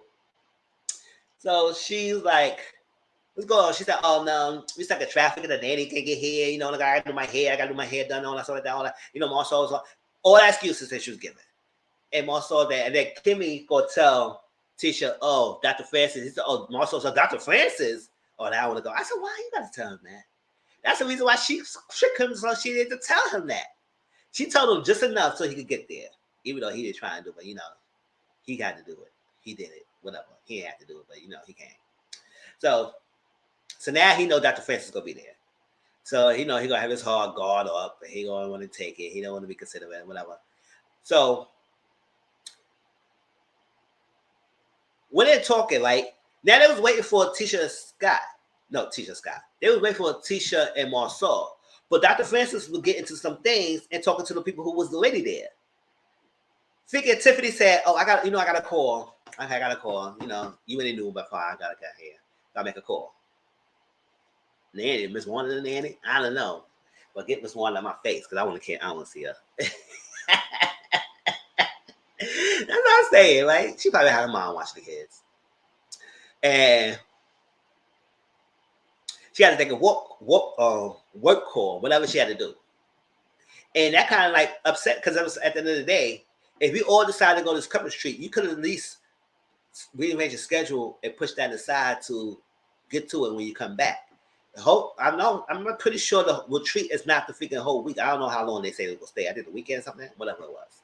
But you was not gonna stay there all that time. So you could have pushed that back. But I know some professions like doctors, they had to be on call 24/7, whatever it is, especially your main doctor.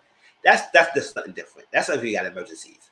But at the same time, you still rearrange some things so you won't be on your phone or on a call like that. Even with Dr. Jackie and Dr. Simone, they're high profile people. They go on trips and everything. And I don't be hard on them seeing them getting calls like that, especially on trips. And they know they got a team back home who can handle the stuff. They only call them when you need to call me. Okay? So you can work something out. I don't know what she's doing right now. I think she does some charity event, whatever she does. But that was kind of rude. So it's like the whole aspect of commitment. Whole aspect of commitment. Come on. And so are you committed to this thing? Because if you want to set schedules, you could have set that schedule around this and focus on this. Now, I know you say, "Oh, well, we were waiting for it." No, he was getting there together and he was talking to y'all right now. He wasn't waiting for, he said, yes, they're coming, but he was trying to talk to y'all. So the fact that you go sit there and try to do this, and then Louis said, "Oh, well, I'm going to protect my wife," and stuff like that. I said, "Oh." He said, "Well, I'm present. I'm here." I said, "I know you're present, but she's supposed to be here too. So are you married yourself or you married to yourself?" All right. Whatever. So we know Martell went to see Melanie, took the kids. Ooh.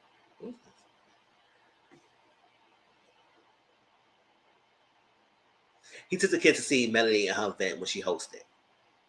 Now he said, "Oh, it was my week off. I know I took the kids to see Melanie." I said, "Why you keep emphasizing that? You want to have a cookie? You want to bake a cake? You want to have a cake? Something like that? Okay, you decided to take the kids. You ain't had to. You decided that." But I know he's going to use that as advantage in this later. He said, "Oh, well, you couldn't took your kids to my book of signing event, so I took my kids to the hospital."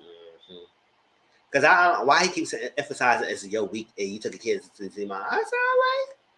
You decide you want to do that. Nobody asked you to do that." Okay, so it was an awkward conversation. It wasn't that much. She said, "I'm proud of you, whatever. I took the kids to come see you, took the kids to come see you also.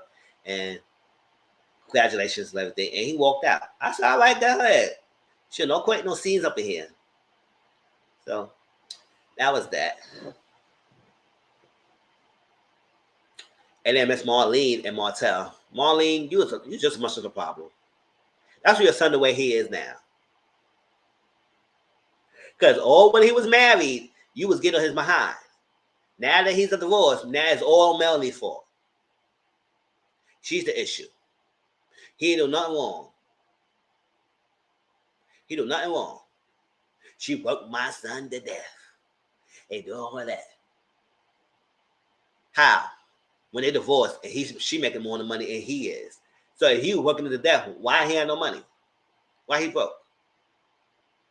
So she wasn't working him to death. He had plenty of time to go and have relationships and have a baby on her. So how much time, how busy was he? Sad. Yes. How busy was he to say he was doing all that? He wasn't overworking himself. He worked with somebody else. Well, was not Melanie. Melody was the one who working hard, doing all this stuff. Because we could tell, because she had the license, she had the properties, she had the money, all that stuff like that. She was taking all that stuff, finance, money management, all that stuff. That's all the stuff that came out of your son's mouth. That divorce, he had no business license. He got none of this. He got nothing. I was like, what the hell? Utilities off. She had to pay for them. So,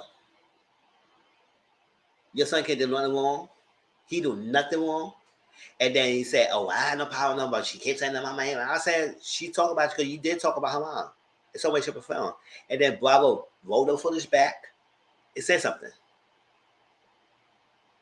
And folks want to work with Melody. So they know she's the business person. She's the one who had the money aspect, the business savvy. Martell was a dog. He was just there for the looks and the bronze on the wall.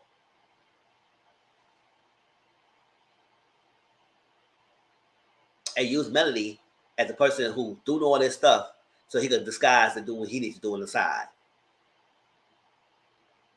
With the help of his troop who coming up for him. But he got a little too greedy and a little lazy and a little too messy about his transgressions. Did I say that right? Transgressions. All right. So, yeah, she was saying there, said all this. She said, I ain't like all that stuff like that. You know, work my son to death, all that stuff. Because Melanie didn't like that. She said she didn't like what she said about me, working her son to death and all that stuff that, making him do what that he had to do. No, she didn't like that. So she really had to talk to Miss Marlene for like 2 years or something like that right now. She said, you used to be close, but we're not. When I divorced her son, I divorced him under the law too. She got respect for her, but at the same time, you can't talk to me like I did something wrong and talk about my mom and think it's okay. And then y'all sitting here in the car, act like Melody's thing, Melody's that, that's that. He didn't know nothing wrong that ended that relationship. Okay, mother, Miss Marlene, you want to overcompensate for the unvegan being with your son's life like that? You go ahead, because remember he told us that his grandma was also like that. I don't know. He was around like that. His father was around. You did as much as you can. So, all right, you go ahead. He's not a freaking teenage boy. He's a grown-ass man. He should deserve what he needs to deserve. He messed up his family reunion. But you go sit there, but you know, mothers sometimes like to overcompensate and just not hold their sons accountable. And they can keep doing it and keep doing it and keep doing it. He's always by my side. Nobody say you can't be by your son's side, but teach him a lesson, something. Sure.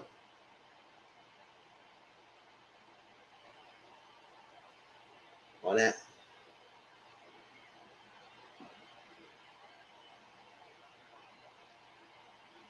Yes, that's what I say. Like you have a whole other baby on the side.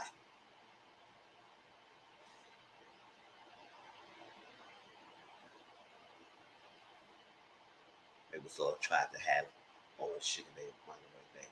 That's what I'm saying. All baby on the side. Like he don't have another kid in this picture.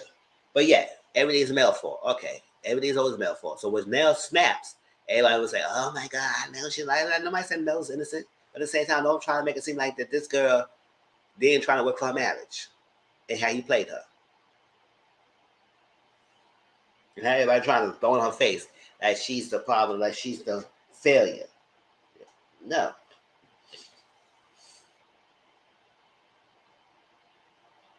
And Melody started me talking. That's what they discussed about the things, how she felt about everything. And she talked about Martell showing up, how she felt about Miss Van, Miss Marlene, and all that stuff like that. All right, that back to the couples trip. So after Dr. Francis got Tiffany together about her freaking scheduling, so you want to schedule things, you go schedule like stuff after marriage. I said, oh, no, that's right. Yeah, get her together. And I do feel like the Willows do feel like they're perfect. And y'all not perfect. Stormy Zenwell, yeah, she had that. All right, Stormy. And you know, they both had no makeup on and they looked beautiful. I said, that's right. You don't have to do all that. Your skincare products and everything. I better slay it. Nigga, nice. Skin's porcelain and everything. I said, all right, y'all. Niggas are cute. And like, so,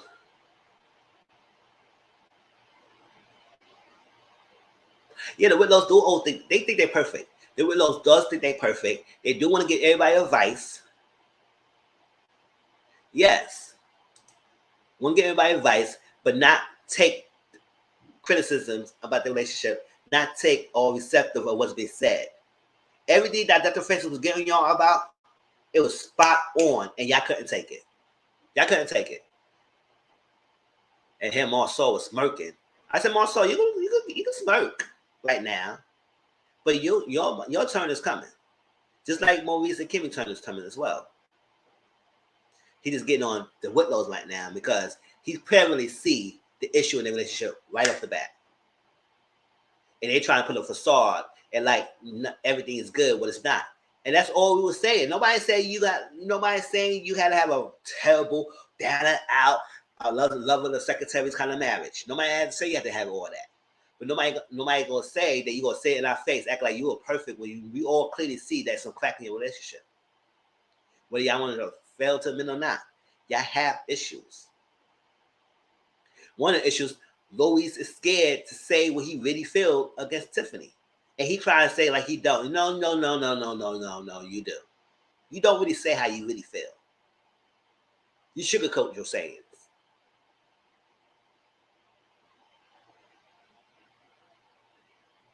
And Tiffany, a commitment, she can't commit to everything at one time. You will commit 100% to your work, 100% to your marriage. You can't. Some way, shape, or form, unfortunately, because if it was committed to both, everything would have been good. It's not. Y'all not on the same page. And now this whole baby situation is still coming around. I said, listen, like I said last 4A, you have a baby, have more sex. Intimacy. You don't need to take that much. So the fact that it's more than that.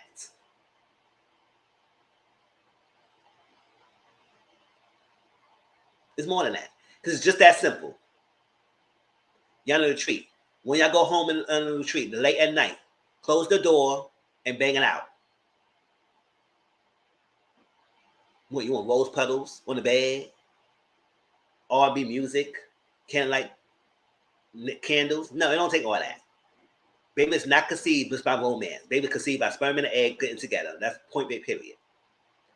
Knock that out and call it a day. You want a baby so bad, you're going to baby so bad. So that explains to me it's more than just about having a baby.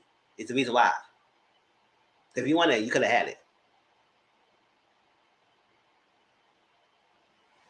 And you're not on the same page on that. He want more time with you. That's when he's not rushing to having a baby. And now you trying to say like, oh, you good in both. No, you're not. You're not. At all.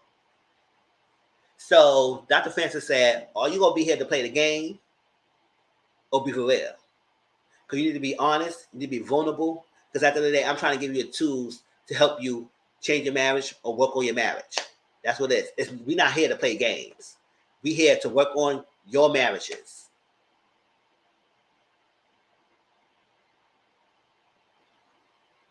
No games. So y'all think y'all gonna come here and think y'all can play around with me? It's not happening. Dr. Francis he was on one. He's not playing. And I like him because he's the only therapist I've seen so far on TV that really get in these people behind. And speak truthfully too. He don't sugarcoat nothing. He tell you how it is. Granted, we can't see everything because it's TV manufactured. But based on what I'm seeing from Dr. Francis, he laid some gems. Something that I understand and I learned. All right. So they had this exercise where they had to tie their legs. Two legs got to tie together. Remember, it was a school. We played this game before. You tie your legs together, right? The legs that's tied together represent the unit, the marriage that y'all do together. And then the legs that's outside your independencies in a relationship. So this exercise was a test. How well do y'all do the power struggle? How well do y'all communicate? How well do y'all get along? Who dominates? Who take control? Who stay back? It was the way to sit to see how things go. And it's all it takes by the simple exercise to see how what's going on. Child, he needs to be somewhere. Get these people together. Well, ready to love people do need counseling on top of dating. They should. They've been single for all this long time. Sure, and there's nothing wrong with being single. I've been single for a long time too. But still, if you're going to do that, listen, at least try and get some help. So they had to exercise to see what's going on. Now, Marceau and Kimmy did a good job. Not Kimmy, Marceau and Tisha did a good job. They was walking in the same synchronization. It was jogging in synchronization. I was like, to me, Marshall was dominating it. Let's take it one there. I mean, they both was communicating, but let's take it one there. Now, before they got there, Tisha did a call that one of her best friends passed away. So she felt like she was not in her right mind. But she was in her right mind within the exercise.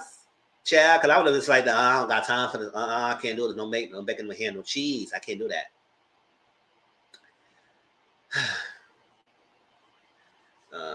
But they did it. And they did a job. So Dr. Fletcher said, oh, surprisingly good job. Now, he'll teach her. Of course, we did a good job because, we've been together for 16 years. Yeah, I know I despise when she keep bringing up how long they've been together. We understand that. We know. It's not about the quantity. It's the quality. That's all we keep saying. It's not about how long y'all been together. It's about the quality of y'all being together. That's what counts. So you keep throwing around that you've been 15, 16, 17 years. We don't care. It's commendable. But how much of that years that you really was happy? I'll wait. But whatever. You want to say I've been 6 years after I did the exercise so great? Okay, whatever, girl. I'm not getting upset with y'all. Like that. Next. Kimmy and Maurice. This is clearly what we see. Maurice want to dominate everything. He hold tight and figure Kimmy. Kimmy trying to say, you holding me so damn tight. Can we get together? Let me go a little bit and we can walk in a fine pace. But no, he want to hold her tight and kind of walk in. And he said, oh, well, she told me to let her go. I said, no. It was a straight face. Thank you.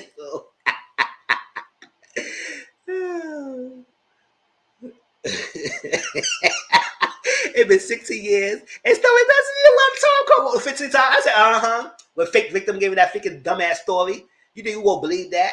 Snow Pasadena and it flipped and rolled around 50 times. Okay, we believe that story more than they believe you for 16 years. Okay, girl. You're funny, hit them with the face, straight face. As I say. Thank you. Yeah, he kept holding tight. He said, oh, well, Kimmy said hold her tight, I gotta let go. That's the problem. She didn't say let go. She just said you holding her too tight. Just loosen up a little bit and then we can walk. Mrs. said, we don't care. Yeah, we don't. We know. Like, she can keep going on with that. Like, we don't got time to be angry anymore. If she like it, we love it. It is what it is. We have 3-4 years dealing with the same thing with this lyric. So I said, okay, ain't no more. I'm just going to talk about it and not get upset anymore. Yeah, I would still call her out, but still, you delusional. And though, like, so that's Maurice's problem. He want to control everything, and then when Kimmy clap back, he make it seem like, oh my God, you doing this. I said, no. She's an individual woman. She have a mind. She didn't marry you to become her freaking slave. Oh. Mitchell, throw it out. She didn't marry you to become a lost puppy. Child. Kimmy, I ain't say that. I said lost puppy. All right, so, and then freaking Tiffany Lewis, they couldn't get together nowhere. She said, lift me up. He did it. Now, he don't know if he did it because he wanted to or he did it because Tiffany told him to. Just like she did a surprise wedding and he decided to do it. Just like she decided when things go. She decided this and decided that. He just followed along. So I said, Louise, you say, speak your mind. You ain't speaking your mind then. So, no. You're not really that freaking vocal. So that's what's there. The two things, that's that. So they got a dinner table. Child. Now, Kimmy, Tisha asked about sharing because she said, when you have younger children, you had a different time between your spouse and your children, and then they get older, and it's like that. She said, well, you got to do that because you want to teach your children independence. Then when they had the independency, then you come to empty nest syndrome when your kids is out your house, and then you got nobody there with you now. You might feel lonely on everything. Now you might want to start over and have another one because you need some dependency, somebody who can depend on you and start over. So that's the issue that the Whitlows have. Okay, both their kids are teenagers, they're boys, Because I have teenage nephews and nieces right now, and they are in their own world. Sure, I have a nephew right now. Put in the room, he got the game, he be on that room all day with a TV and a game. On his YouTube, on his phone, or he watch YouTube on the TV. That's it. He got to go to the bathroom, he got to make him something to eat, and back in that room. I said, okay, I'm fine with it. Sure. It's rather him being in than being in the street, but he's still smart. He's still good to ways in school. So it's not like he's bumming lazy. So, but I love him. I raised that boy. So it is what it is. Let them be. When they're teenagers, they be in their own world. They don't need to be on there. As long as they get in the point that they can take care of themselves when they get in the adult world, that's fine. So let their teenagers be. So they in their own world. So now Tiffany want a baby because of that, because she wants the dependency of someone. And not because of that. It's because Dr. Francis broke it down. You was given up for adoption, which is your birth. That's one loss, because you got lost your biological parents. You said your adopted parents was on drugs. I said, you never said that. Now all of a sudden, now you brought this up? I'm bumming lazy. You like what's that? That's what I'm saying. Not like what's that? Chill. If you don't want no motel, you better not raise my nephew with no more. I will knock him aside his head. You better not be coming one of him. Talk to your uncle before you go around doing some stuff like Martell did. The way how I do YouTube videos, Sham, you better start listening to my videos. All of that. But yeah, you lost that. You said your Dr. Parents was on drugs. I said, I remember she did that. If she did say that, I missed it. That. And now, what was the door loss? Oh, she got married and divorced. 3 major losses in her life. And now, understandable why you want a baby, because now you want someone that you could have that will never leave you. It could love you unconditionally. So having a baby is what you want, because that's what you have. Because you've been through so many losses. And now Tiffany will understand that she broke down. Now she never had nobody spoke to her like that, because not only because it was coming true, it's like it puts a perspective of her life, like how she acts the way she acts. I said, yeah, girl. You feel like that's what she don't like alone time. She don't like people. I said, if you don't like to sit down and alone and be peaceful in your own self, you always have to be around someone. That's a problem. So that's why you had a surprise wedding and ambush your husband's surprise wedding.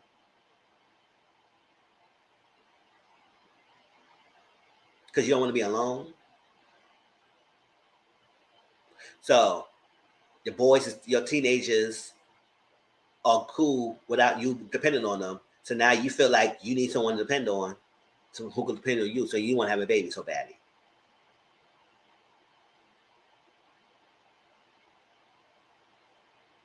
Yes, but if she hadn't cheated, could have been married still instead of forcing that mental. That's what I'm saying. Yeah, because we all sorry. She's cheated on him because he didn't make the much money that she wanted to make the money, and he was her soulmate and everything. And then move on to the next. I said, oh, and he passed away, and now he got Warren Lewis. I said, Lewis, Tiffany. So break it down. Or meanwhile, all the time I figured Dr. Fence was getting on the Whitlows, Marceau was smirking. I said, look at Marceau smoking. Not smoking, smirking. I said, oh, your turn is coming next. And he ain't gonna like it, because he don't like when Dr. Francis get on his behind. He could be combative. Every chance he get, he won't combat against Dr. Francis. It always combative against Tisha, because she becoming better because of Dr. Francis. And he don't like that. Even though she's still dunce and ditzy, but still.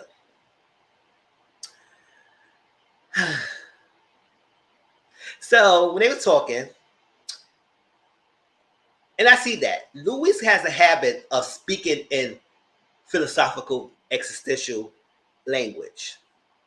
He always speaking in theories and philosophy, and speaking things and speak to others about that. You know how when you talk, listen to how you talk. He just explains in a way that's not personal, and then make it all philosophical and theoretical. So it's kind of like you're talking in circles, but you're not getting deep. He said, oh yeah, you know, I said, nobody asked you to explain it in that way in a philosophy class, which I didn't like when I was in college. And I remember when I was in college, and the teacher asked how you feel about this class. I said, I don't like this philosophy. I don't want this class. And she laughed at my thing. I was like, I'm being serious. She said, for someone who didn't like the philosophy class, you did a really good job in the class, which I did. I did a good job in the class. But still, she said, she always go back to that. She said, well, you say you didn't like philosophy. You just, and all of a sudden, all these papers and stuff you get bringing in my thing, you doing a good job. And I said, hey, I got to do good in class. But still. But listen, I learned a lot of philosophy class, so I was like, it was not bad. But still, the first I had to force to take the class. It was like, oh, really, really, why? But I learned a lot. But that's how Louis said. He said he read a lot. So he explains things in theoretical, philosophical sense. And I said, no, we don't need that. Get deep. Go deep. We don't need that. And stop talking the riddles to us. And stop talking to us like we. And then he said, oh, I had to because I didn't teach her. I said, Tiffany said, whoops, you teach me? Since when I became your student? I ain't coming to Mr. Whitlow class in 4th grade. Who asked you that? In high school? You teaching me? I said, oh, so you're a teacher. So what you teach Tiffany? Because it seems like she's not listening. She failed right off the bat. So I don't know what you're telling you teaching her for. And that's that. So Dr. Fenton said, listen. In the beginning of the concert session, I said, it's a game. But then y'all play the game to say y'all not playing the game. AKA, in other words, you're putting a facade. And that's what everybody thinking y'all are doing. Y'all putting a facade and think everything is peaches and cream, and it's not.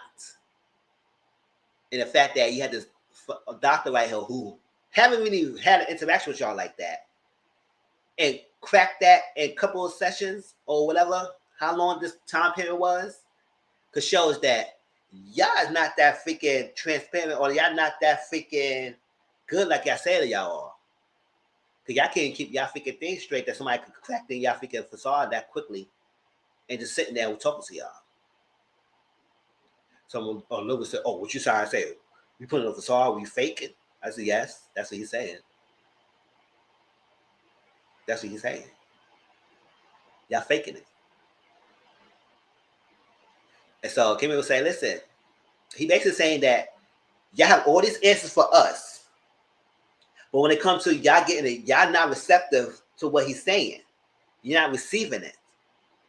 And that's because of the show, because they think they're perfect. That's why. Kimmy, get it together. Learn it. They think they're perfect. That's why they don't want to accept it.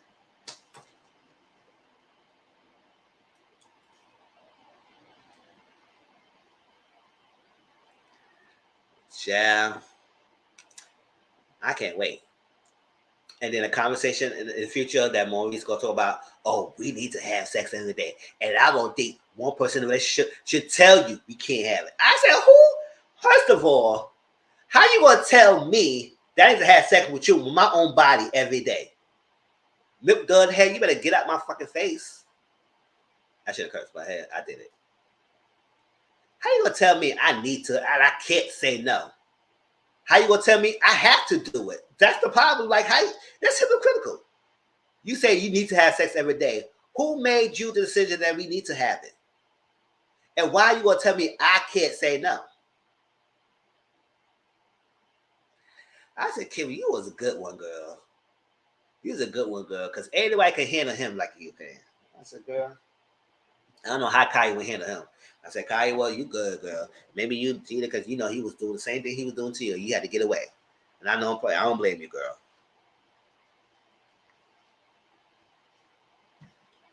Because he's something. And I don't know, he doing that because he got his little weight loss journey and feeling himself. He might want to listen to Nicki Minaj too much. I feel myself. I feel myself. I feel myself. I feel myself. Yep, he was a worst one. I don't like him. The fact that you said all that, I was like, oh my gosh, I can't wait to that episode because I don't know what Dr. Fence is going to say. Because Kimmy said this has been an ongoing issue. But Melody just said that Kimmy always stand to that stance since before the show. That she said, no, we not having sex every day. That's not happening. And that's not reasonable at all. You go ahead and overload the person you have sex every day with. Okay. Bet you believe they have somebody else. Because when you stop, they're going to feel type of way about it. Mm-hmm.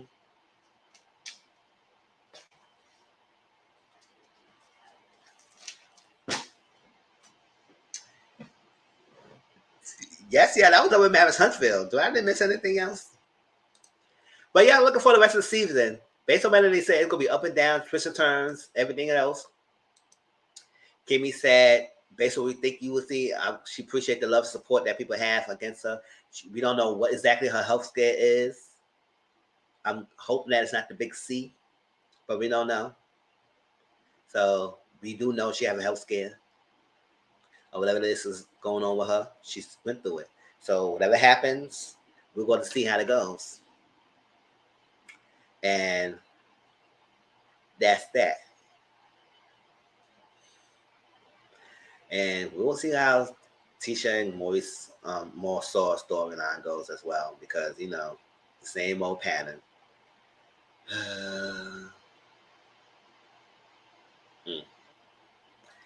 And Melody Martell, I just want to see that freaking confrontation with Miss Wanda. I just want to see that. That's all I really want to see. Y'all can miss with all this other stuff. Because, child, I'm about to aggravate my nerves, go through the rest of the other stuff.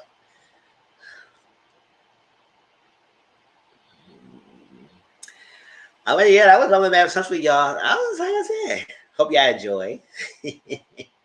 Like I said, I'm gonna try to give the Fairy Chantel a chance. I'm probably gonna watch this full season and see how it goes. But on that, stay tuned for Mr. Social Corner tonight at 10 o'clock. I was gonna I ain't doing that 2 o'clock this week because I feel like more people will come later on tonight because it's a Sunday. People come later on tonight and chill out. So let me do that tonight. And we got a couple things. We're gonna talk about She Buy Scammer. We're gonna talk about somebody made a comment on Twitter. I posted on Discord, so I'm gonna have a discussion about that and see how y'all feel about that. 3 questions of 6 brown chicks, and I love doing that. Real Housewives promo pick and breakdown. Talk about the fashions and looks, and talk about the trailer breakdown. And we got some random thoughts. That's the end of the session about a couple things: fans versus stands, and that leads into that freaking 50 Cent Little Kim kind of tobacco with the Little Minaj. And everybody talk about Haley being a Little Mermaid and some of the debate about that. And I know I discussed this earlier in my Mr. Short Corner before about people feeling about why Haley is casted as Ariel. And I said, people got dust caps dropped in their head when they was kids. I'm sorry. They got dust caps dropped in their head. Because the fact that we have a debate about this still,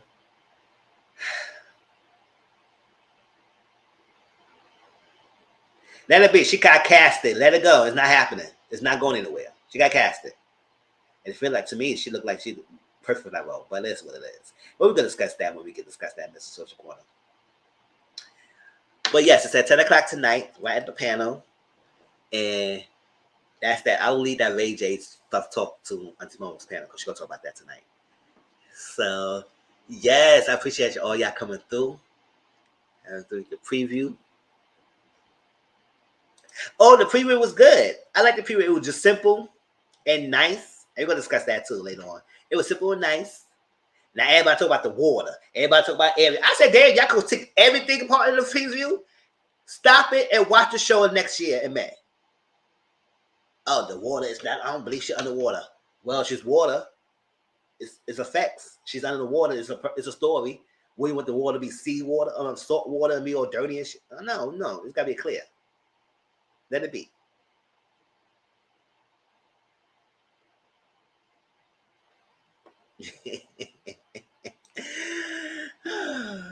Yeah, I need that because she's talking about it. I don't feel like doing it again. So I'd rather get my opinion on the panel. Yes, but other than that. Oh yeah. I do know about the the queen passed it, but I don't really care. I'm gonna say that in my panel too. Listen, I don't know why everybody on this Twitter timeline.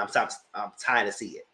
Yes, Princess Diana, all that. Yeah, I don't really watch the For You family. I don't really care about that. So y'all ain't gonna really get much commentary when that conversation comes. I'll say, okay, I don't care. Next, move on. It passed away. Sorry for family. Sorry for their loss. Period. Dead. Point. Period. Dot. Period. Shout out to Ion for that.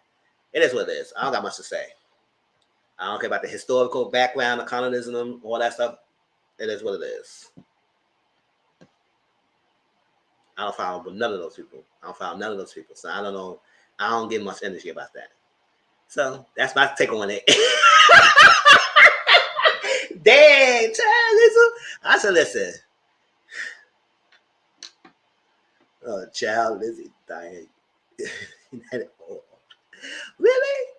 Child, Lizzie dying United. Oh,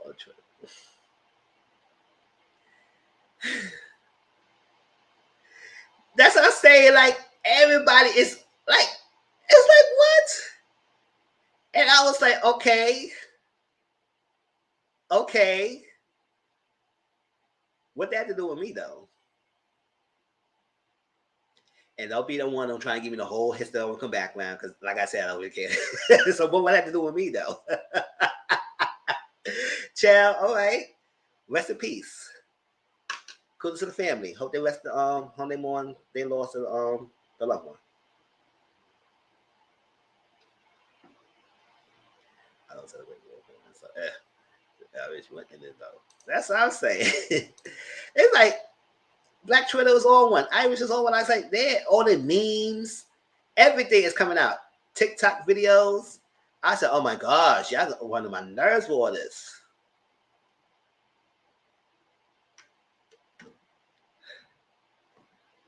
But it will be part of the panel too. So, like I said, I ain't gonna get much commentary on that. And a couple other things as well. But yes, y'all, thank you for coming through. Hope y'all see y'all at Mr. Social Corner at 10 o'clock tonight, Eastern, and everything. And we're gonna discuss some things, y'all. Also, love y'all. Listen terrorists so to them. So I get yes, to them. I get it. I understand why they're upset. Oh, not upset. I understand why they're kind of celebrating her passing. But Mizzle here, I don't even see all that. All right, I get it. I get it. I get it. I understand. Get it. But why Black Twitter is on the uproar? That's I don't know. Unless they just got like having a kiki about what's going on. That's what they me being the noise with that. But I love every one of y'all. Thank you for coming through. For the Mr. Talks. Join me next week in Mr. Talks for the same 3 shows plus Atlanta Housewives. Real Housewives of Atlanta, Belle Collective, Lovely Matters Huntsville, and Fiance. Ooh. Because she was a racist and stole items from Africa.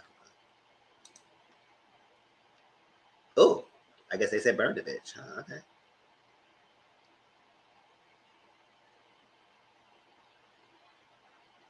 Okay, I see it. But I'm not going to get into it. Because Africa freedom fighters in the 60s. Oh, okay. To be honest, I didn't really learn about her like that when I'm growing up. So that's why I really don't have no much to say. But I get it. I get it. You want to reign terror, don't think people going to celebrate it. No, don't think people not going to celebrate your death. They going to have to. So I get it.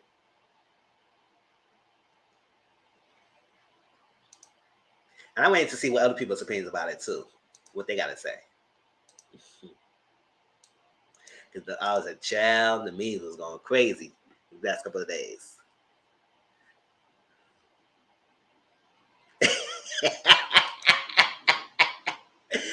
Child. If you don't know, you better go on Twitter. Child, people was on it. Because listen, I don't know, I don't get those death stories until I read my social media page. then I still seeing it. And I said, oh, child.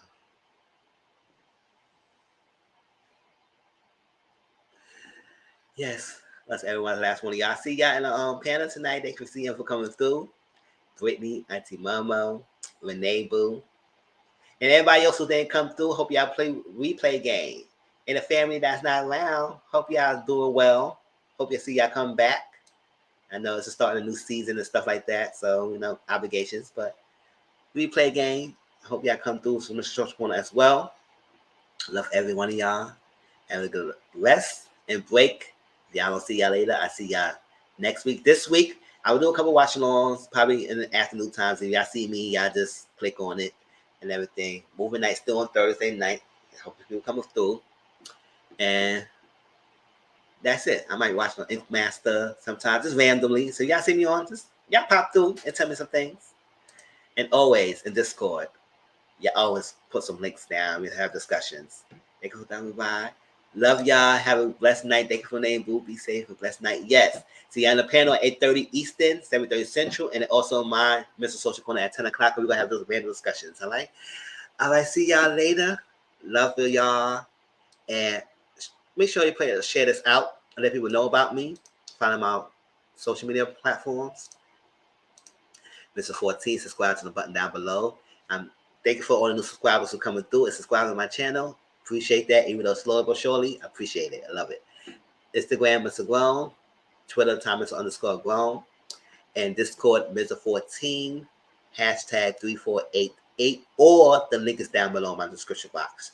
Also, the link to the panel that I'll be on is on the link down below as well. So, y'all follow through it. Support the brother. All right? Stay tuned. And bye out to the outro. Intro. Oh, hold on, y'all. See my face. Peace out.